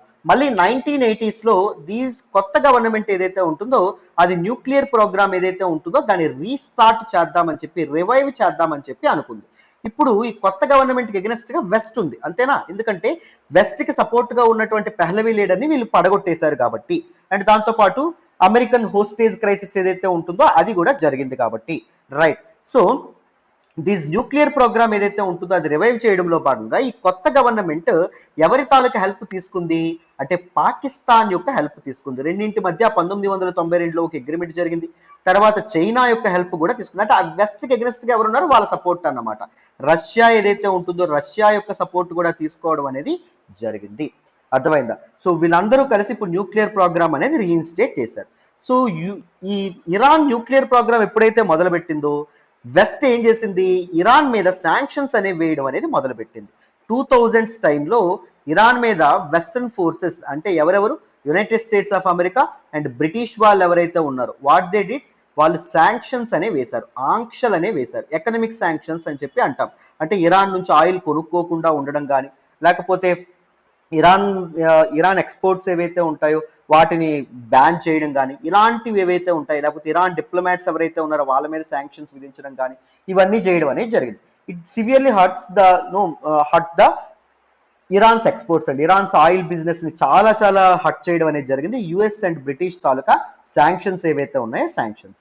సో ఈ శాంక్షన్స్ వల్ల ఎవరు నష్టపోతున్నారు అంటే ఇప్పుడు వరల్డ్ మార్కెట్ లో ఇరాన్ యొక్క ఇదేదైతే ఉంటుందో ఆయిల్ ఏదైతే ఉంటుందో అది వెళ్ళట్లా, అది ఎక్స్పోర్ట్ అవ్వట్లా. సో వరల్డ్ మార్కెట్ లో ఆయిల్ సప్లై అనేది తక్కువ ఉంది. అంటే అప్పుడు ఏం జరుగుతుంది? సప్లై అనేది తక్కువ ఉంటే ఆయిల్ డిమాండ్ అనేది పెరుగుతుంది. డిమాండ్ పెరిగితే ఏం జరుగుతుంది? ఆయిల్ ప్రైసెస్ అనేవి పెరుగుతాయి. అండ్ దాంతో పాటు ఇరాన్ యొక్క ఎకానమీ ఏదైతే ఉంటుందో ఎకానమీ కూడా సరిగ్గా లేదు. ఎందుకంటే ఎవరు అమెరికన్ శాంక్షన్స్ కి భయపడి ఎవరు ఇరాన్ నుంచి ఆయిల్ అనేది కొనుక్కోవట్ల. ఇరాన్ ఎకానమీ కూడా కుదేలైపోవడం అనేది జరిగింది. సో ఆయిల్ ప్రైసెస్ పెరగడం అనేది వరల్డ్ మార్కెట్ కి అంత ఇష్టమైనటువంటి కంఫర్టబుల్ యాక్ట్ కాదు. ఇరాన్ ఎకానమీ అంటే both last to last situation అనేది జరిగింది. అవతల వరల్డ్ పవర్స్ కి లాభం లేదు, అవతల ఇరాన్ కి లాభం లేనటువంటి పరిస్థితి.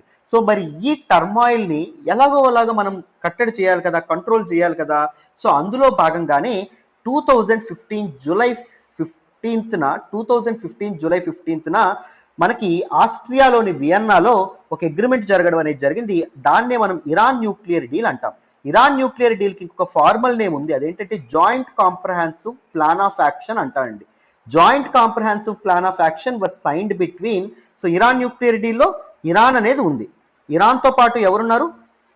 యునైటెడ్ నేషన్స్ సెక్యూరిటీ కౌన్సిల్లో ఉన్నటువంటి, అంటే ఐక్యరాజ్య సమితి భద్రతా మండలిలో ఉన్నటువంటి 5 పర్మనెంట్ మెంబర్స్ ఎవరైతే ఉన్నారో వాళ్ళు ఉన్నారు.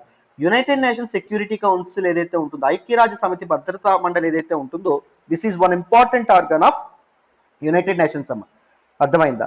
So United nations security for piece keeping అనమాట. యునైటెడ్ నేషన్స్ సెక్యూరిటీ కౌన్సిల్లో 5 పర్మనెంట్ నేషన్స్ ఉంటాయి, 10 నాన్ పర్మనెంట్ నేషన్స్ ఉంటాయి. ఈ 10 non permanent nations 2 years term కోసం ఎన్నుకోబడ్డం అనేది జరుగుతుంది. బట్ 5 పర్మనెంట్ నేషన్స్ వీటికి శాశ్వత సభ్యత్వం ఉంటుంది. ఏంటంటే ఆ నేషన్స్?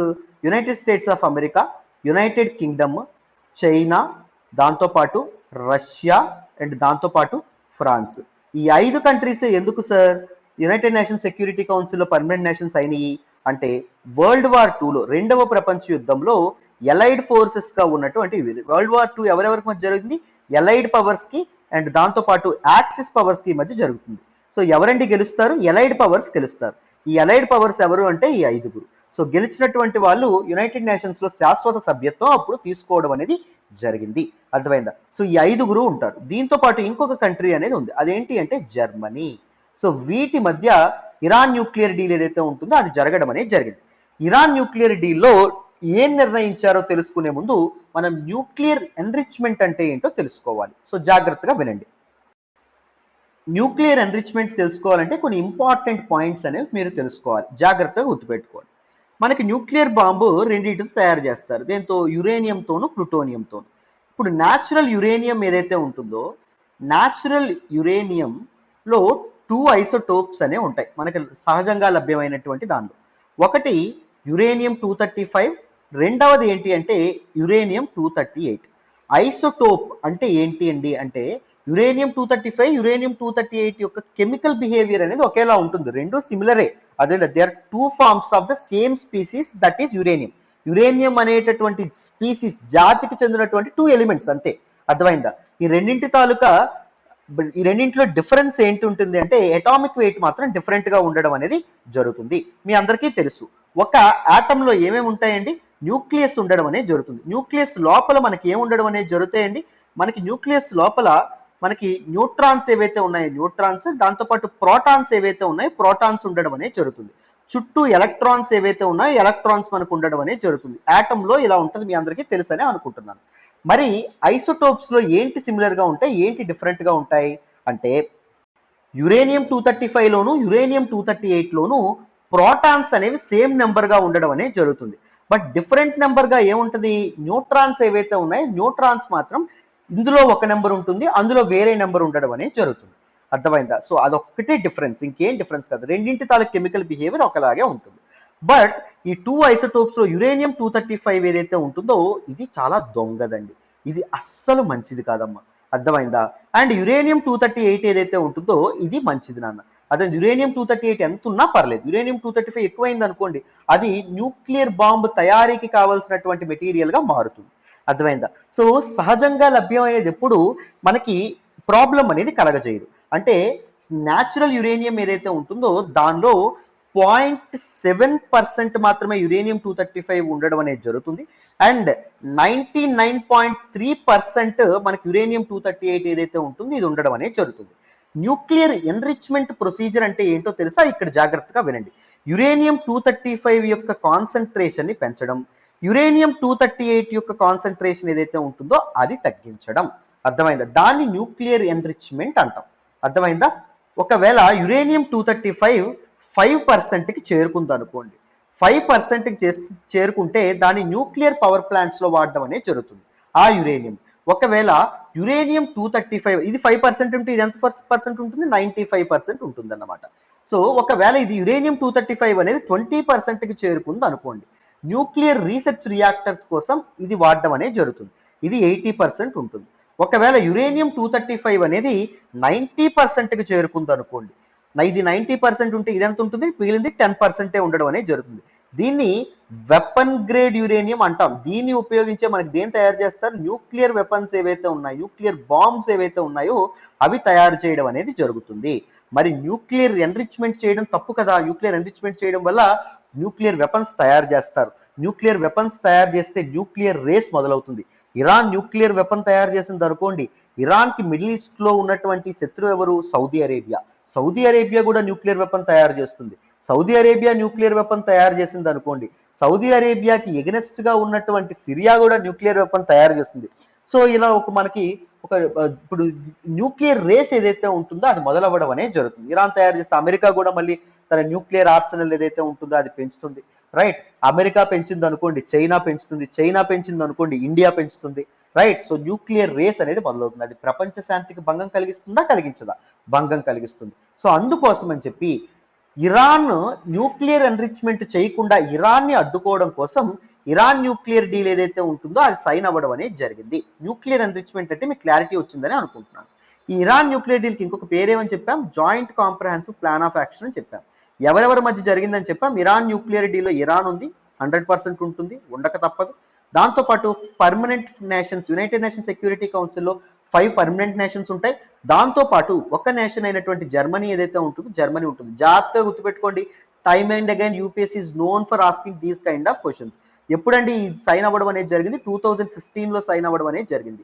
ఇరాన్ న్యూక్లియర్ డీల్లో భాగంగా యాక్సెప్ట్ చేసినటువంటి ప్రపోజల్స్ ఏంటి? సో వెస్టర్న్ పవర్స్ ఏవైతే ఉన్నాయో లైక్ యునైటెడ్ స్టేట్స్ అండ్ దాంతోపాటు యునైటెడ్ కింగ్డమ్ ఏవైతే ఉన్నాయో, అండ్ యునైటెడ్ కింగ్డమ్ కాదు యూరోపియన్ యూనియన్ ఏవైతే ఉన్నాయో, ఇప్పుడు యునైటెడ్ కింగ్డమ్ యూరోపియన్ యూనియన్ నుంచి బయటకు వచ్చేసింది బ్రెక్సిట్ తర్వాత. సో మొన్న 2021 జనవరి 1తో. సో ఇవేవైతే ఉన్నాయో ఇవి ఇరాన్ మీద శాంక్షన్స్ ఏవైతే ఉన్నాయో శాంక్షన్స్ అనేవి ఎత్తివేసేయండి. అర్థమైంది? ఆంక్షలు ఏవైతే ఉన్నాయో ఆంక్షలు ఎత్తివేయడం అనేది జరిగింది. సో ఆంక్షలు ఎత్తివేసినందుకు ఇరాన్ ఏం చేయాలి? న్యూక్లియర్ ఎన్రిచ్మెంట్ 3.67%కు మాత్రమే పరిమితం చెయ్యాలి. అంటే యురేనియం 235 ఐసోటోప్ ని నాట్ ఈవెన్ 5% కూడా పెంచకూడదు. 3.67% వరకు పెంచుకోవచ్చు. అది కూడా రీసెర్చ్ లో, మెడికల్ లో, ఇండస్ట్రియల్ పర్పజెస్ మాత్రమే వాడాలి. వెపన్స్ తయారు చేయడానికి కానీ బ్యాలిస్టిక్ మిసైల్స్ తయారు చేయడానికి కానీ వాడకూడదు. అర్థమైందా? సో ఇరాన్ మీద ఒక చెక్ పెట్టారన్నమాట. దాంతోపాటు మనకి ఇంటర్నేషనల్ అటామిక్ ఏజెన్సీ ఏదైతే ఉంటుందో దీనికి సంబంధించినటువంటి నిపుణులు, నిష్ణాతులు ఎవరైతే ఉన్నారో, ఎక్స్పర్ట్స్ ఎవరైతే ఉంటారో వాళ్ళని ఇన్స్పెక్షన్స్ కి ఎలో చెయ్యాలి. అర్థమైందా? ఇన్స్పెక్షన్స్ కి తప్పకుండా ఎలో చేయాలి. సో ఇరాన్ లో ఉండేటటువంటి న్యూక్లియర్ ఫెసిలిటీస్ ని లేదు మేము చెయ్యము అని చెప్పి ఒకవేళ సీక్రెట్ గా వాళ్ళు చేసేస్తే, న్యూక్లియర్ వెపన్ తయారు చేస్తే కష్టం కదా. సో ఎప్పటికప్పుడు ఈ అటామిక్ అసోసియేషన్ వాళ్ళు వీళ్ళు ఏం చేస్తారంటే ఇరాన్ లో ఉండేటటువంటి న్యూక్లియర్ ఫెసిలిటీస్ ని సందర్శించి అది నిజంగా తయారు చేస్తుందా లేకపోతే తయారు చేయట్లేదా అనే విషయం ఏదైతే ఉంటుందో దాని మీద చూస్తారనమాట, ఇన్స్పెక్ట్ చేస్తారన్నమాట. అర్థమైందా? దాంతోపాటు ఇరాన్ న్యూక్లియర్ డీల్లో ఇంకొకటి సైన్ అవ్వడం అనేది జరిగింది. మరి ఇరాన్ కూడా రీసెర్చ్ రియాక్టర్స్ అనేవి ఏర్పాటు చేసుకుంటుంది కదా. 20% అయితేనే కదా రీసెర్చ్ రియాక్టర్స్ అనేవి ఉంటాయి. మరి రీసెర్చ్ అనాలిసిస్ ఇరాన్ కూడా ఇరాన్ కూడా ఉంటుంది కదా చెయ్యాలి అని చెప్పి, సైంటిఫికల్ గా ముందుకు వెళ్ళాలని చెప్పి. మరి ఇక్కడ ఇరాన్ న్యూక్లియర్ డీల్ ద్వారా 3.67కే కంట్రోల్ చేస్తారే, ఎలాగా అంటే ఇరాన్ న్యూక్లియర్ డీల్లో భాగంగా ఉన్నటువంటి మెంబర్స్ ఎవరైతే ఉన్నారో అంటే పార్ట్నర్స్, ఈ పర్మనెంట్ ఇరాన్ కాకుండా మిగిలినవి ఏవైతే ఉన్నాయో ఇవి ఇరాన్ కి 20% ఎన్రిచ్ యురేనియం ని సప్లై చెయ్యాలి. ఇరాన్ తయారు చేసుకోకూడదు కానీ వీళ్ళు సప్లై చెయ్యొచ్చు. ఇది మనకి పెట్టడం అనేది జరిగింది. ఇది ఒక క్లాజ్ ఒకటి పెట్టడం అనేది జరిగింది. సో మీకు క్లారిటీ వచ్చిందని అనుకుంటున్నాను. ఇరాన్ న్యూక్లియర్ డీల్, నేను ఇరాన్ న్యూక్లియర్ డీల్ గురించి సెపరేట్ ఇంకో వీడియో కూడా చేద్దాంలేండి. ఓకేనా?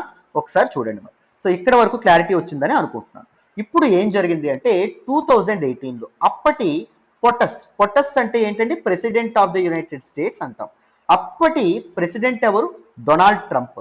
డొనాల్డ్ ట్రంప్ ఏం చేయడం అనేది జరిగింది? ఇరాన్ మీద మాక్సిమం ప్రెజర్ పాలసీ వాడడం అనేది జరిగింది. ఇరాన్ మీద, చైనా మీద. మాటికి చైనాని తిట్టేవాడు, మాటినికి ఇరాన్ మీద తిట్టడం అనేది జరిగింది. ట్రంప్ ఏం చేశాడు? యూనిలేటరల్ గా ఈ ఇరాన్ న్యూక్లియర్ డీల్ నుంచి ఆయన బయటకు వచ్చేయడం అనేది జరిగింది. ఈ ట్రంప్ చాలా వాటి నుంచి ఎగ్జిట్ అయిపోయాడు. వరల్డ్ హెల్త్ ఆర్గనైజేషన్ నుంచి ఎగ్జిట్ అయిపోయాడా, ప్యారిస్ క్లైమేట్ డీల్ నుంచి ఎగ్జిట్ అయిపోయాడా, యునెస్కో నుంచి ఎగ్జిట్ అయిపోయాడా, మళ్ళీ బయట నుంచి అన్నింటిలోని చేరడం అనేది జరిగింది. అర్థమైందా? తిక్క డెసిషన్స్ తీసుకున్నాడు ట్రంప్ ఆ టైంలో. సో ఇరాన్ న్యూక్లియర్ డీల్ గురించి కూడా ఎగ్జిట్ అయిపోయాడు. ఎగ్జిట్ అయిపోయి ఏం చేశాడు? ఇరాన్ ఏదైతే ఉంటుందో ఇరాన్ మీద మళ్ళీ శాంక్షన్స్ అనేవి ఇంపోజ్ చేశాడు. ఎందుకండి ట్రంప్ గారు ఇరాన్ మీద మళ్ళీ శాంక్షన్స్ అనేవి ఇంపోజ్ చేశారు అని చెప్తే ట్రంప్ ఏమన్నాడంటే, సో ఈ ఇరాన్ న్యూక్లియర్ డీల్ ఏదైతే ఉంటుందో ఇది అంత కాంప్రహెన్సివ్ గా లేదు, అమెరికన్ ఇంట్రెస్ట్ ని కాపాడేటట్టు లేదు. ఇరాన్ న్యూక్లియర్ డీల్ ఇరాన్ ని ఓన్లీ న్యూక్లియర్ వెపన్ తయారు చేయకుండా అడ్డుకుంటుందే గాని ఇరాన్ ఇప్పుడు తయారు చేస్తున్నటువంటి బ్యాలిస్టిక్ మిసైల్స్ ఏవైతే ఉన్నాయో అర్థమైందా? హై రేంజ్ మిసైల్స్ అండి. ఇప్పుడు మన అగ్ని ఇవన్నీ ఏవైతే ఉన్నాయో ఇవన్నీ బాలిస్టిక్ మిసైల్స్ అని చెప్పి అంటాం. వీటి తాలూకా ప్రపల్షన్ ఎలా ఉంటుందంటే ఇలా ఉంటుంది. అర్థమైందా? Surface to surface missiles ballistic missiles అంటే they are capable of carrying nuclear weapons. అర్థమైందా? బాలిస్టిక్ మిసైల్స్ ఏవైతే ఉన్నాయో ఇరాన్ ఏం చేస్తుంది, న్యూక్లియర్ వెపన్స్ తయారు చేయట్లా, బాలిస్టిక్ మిసైల్స్ అనేవి తయారు చేసి అమెరికా యొక్క శత్రువులైనటువంటి రష్యా, అమెరికా యొక్క శత్రువులైనటువంటి చైనా, వీటన్నింటికి సప్లై చేస్తుంది బాలిస్టిక్ మిసైల్స్. సో ట్రంప్కి ఏమర్థమైంది, Iran nuclear deal ballistic missiles ని కవర్ చేస్తే నేను మళ్ళీ ఇరాన్ న్యూక్లియర్ డీల్లో చేరుతాను, అప్పటి వరకు చారనని చెప్పి ట్రంప్ బయటకు వచ్చేసాడండి. దేని నుంచి బయటకు వచ్చేసాడమ్మా, ఇరాన్ న్యూక్లియర్ డీల్ నుంచి బయటకు వచ్చేసాడు. వచ్చేసి ఊరుకున్నాడా, ఇరాన్ మీద ఏం విధించాడు, మళ్ళీ శాంక్షన్స్ ఆంక్షలు అనేవి విధించడం అనేది జరిగింది. ఈసారి ఇరాన్కి చాలా కోపం వచ్చింది. మేము ఇంత చక్కగా అబైడ్ అయి ఉంటే ఇరాన్ న్యూక్లియర్ డీల్ కి మళ్ళీ మా మీద శాంక్షన్స్ వేస్తారా, సో మేము అబైడ్ అవ్వము, న్యూక్లియర్ ఎన్రిచ్మెంట్ ఏదైతే ఉంటుందో అది మేము స్టార్ట్ చేస్తాం, కాసుకోండి మా తడాకా అన్నట్టు మన తాలూకా ఇరాన్ ఏదైతే ఉంటుందో ఇరాన్ అనేది ఇప్పటి వరకు చెప్తూ రావడం అనేది జరిగింది. అఫ్ కోర్స్ ఇంకా మనకి చిన్న చిన్న డీల్స్ ఏవైతే ఉన్నాయో అవి జరుగుతూ ఉన్నాయి. ఇరాన్ న్యూక్లియర్ డీల్లో భాగంగా ఒక జాయింట్ కమిటీని కూడా ఏర్పాటు చేశారండి. ఈ జాయింట్ కమిటీ ఎందుకంటే ఏమైనా డిస్ప్యూట్స్ తలెత్తాయి అనుకోండి, ఈ జాయింట్ కమిటీ హ్యాండిల్ చేస్తుంది. ఈ జాయింట్ కమిటీ మీటింగ్స్ అనేవి ఇప్పుడు జరుగుతున్నాయి. మళ్ళీ ఇరాన్ని దాంతోపాటు మళ్ళీ అమెరికాని ఒక దగ్గరికి చేర్చి మళ్ళీ ఇరాన్ న్యూక్లియర్ డీల్ ని రివైవ్ చేయాలి, మళ్ళీ దానికి ఊపిరులు ఊదాలి. ఇరాన్ ఒకవేళ న్యూక్లియర్ ఎన్రిచ్మెంట్ చేస్తే అది ప్రపంచ శాంతికి భంగం కలుగుతుంది అనేటటువంటి ఉద్దేశంతో. అర్థమైందా? రైట్. సో ఇక్కడ వరకు మీకు Iran nuclear deal, Iran nuclear నుంచి ట్రంప్ ఎందుకు బయటకు వచ్చారో అర్థమైంది. So this is completely about Iran nuclear deal. మళ్ళీ ఇప్పుడు న్యూస్లోకి ఎందుకు వచ్చింది సార్, ఏంటి న్యూస్లోకి వచ్చిందో డీటెయిల్డ్గా మాట్లాడదాం, వినండి.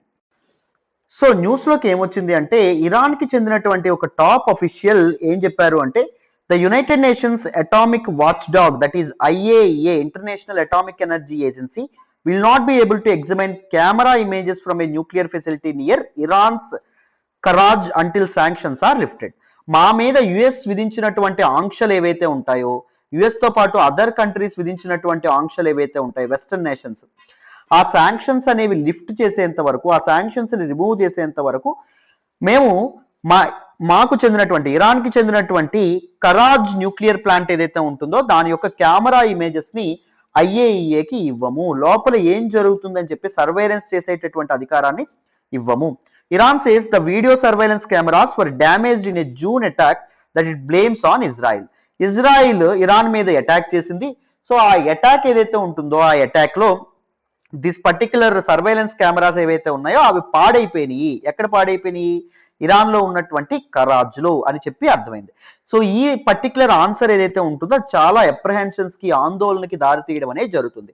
So many countries, many governments are thinking that it is sure that Iran is enriching its uranium enrichment కి పాల్పడుతుంది. సో తన పరిధి దాటి, తనకి ఇచ్చినటువంటి పర్మిషన్ ని దాటి అది అటామిక్ ఎన్రిచ్మెంట్ ఏదైతే ఉంటుందో దానికి పాల్పడుతుంది అని చెప్పి చాలా మంది అనడం అనేది జరుగుతుందమ్మా. అర్థమైందా? సో ఇది మనకి న్యూస్ లోకి రావడం అనేది జరిగింది. సో చూడాలి మరి ఎప్పటికీ ఇరాన్ న్యూక్లియర్ డీల్ అనేది మళ్ళీ రివైవ్ అవుతుంది, ఎప్పటికీ ఈ కాన్ఫ్లిక్ట్, ఈ రిఫ్ట్ ఏదైతే ఉందో అది తేలుతుందో చూడాలి. ఎందుకంటే ఇది ప్రపంచ శాంతికి భంగం కలిగించేటువంటి అవకాశం ఉండొచ్చు అండ్ కొత్త ప్రపంచ యుద్ధానికి, World War III కూడా ఇది కారణం అవ్వచ్చు అని చెప్పి చాలా మంది దీస్ అడ్మినిస్ట్రేటర్స్ ఎవరైతే ఉన్నారో వాళ్ళు ఆందోళన వ్యక్తపరుస్తున్నారు. Clear? So this is all about this particular article. నాన్న మరి నెక్స్ట్ ఆర్టికల్ మాట్లాడదాం, వినండి అమ్మా. ఈ రోజు హిందూ అనాలిసిస్ లో మనం మాట్లాడుకునే నెక్స్ట్ ఆర్టికల్ చూడండి. Record 488 journalist jailed, 46 killed in 2021 says RSF. Reporters without borders అనేటటువంటి ఒక NGO ఒక రిపోర్ట్ తో ముందుకు రావడం అనేది జరిగిందమ్మా. సో జర్నలిస్టుల మీద జరుగుతున్నటువంటి అటాక్స్, వాళ్ళ నోరు మోయించడానికి వాళ్ళకి జైల్లో పెట్టడం అనేది జరుగుతుంది ప్రపంచవ్యాప్తంగా. అండ్ కొంతమంది జర్నలిస్టుల్ని చంపేస్తున్నారు కూడా, నిజాన్ని వాళ్ళు భయం లేకుండా బయట పెడుతున్నందుకు. సో ఈ రకమైనటువంటి ఒక రిపోర్ట్ తో వీళ్ళు ముందుకొచ్చారు, డేటాతో ముందుకొచ్చారు. ఏంటో చూడండి.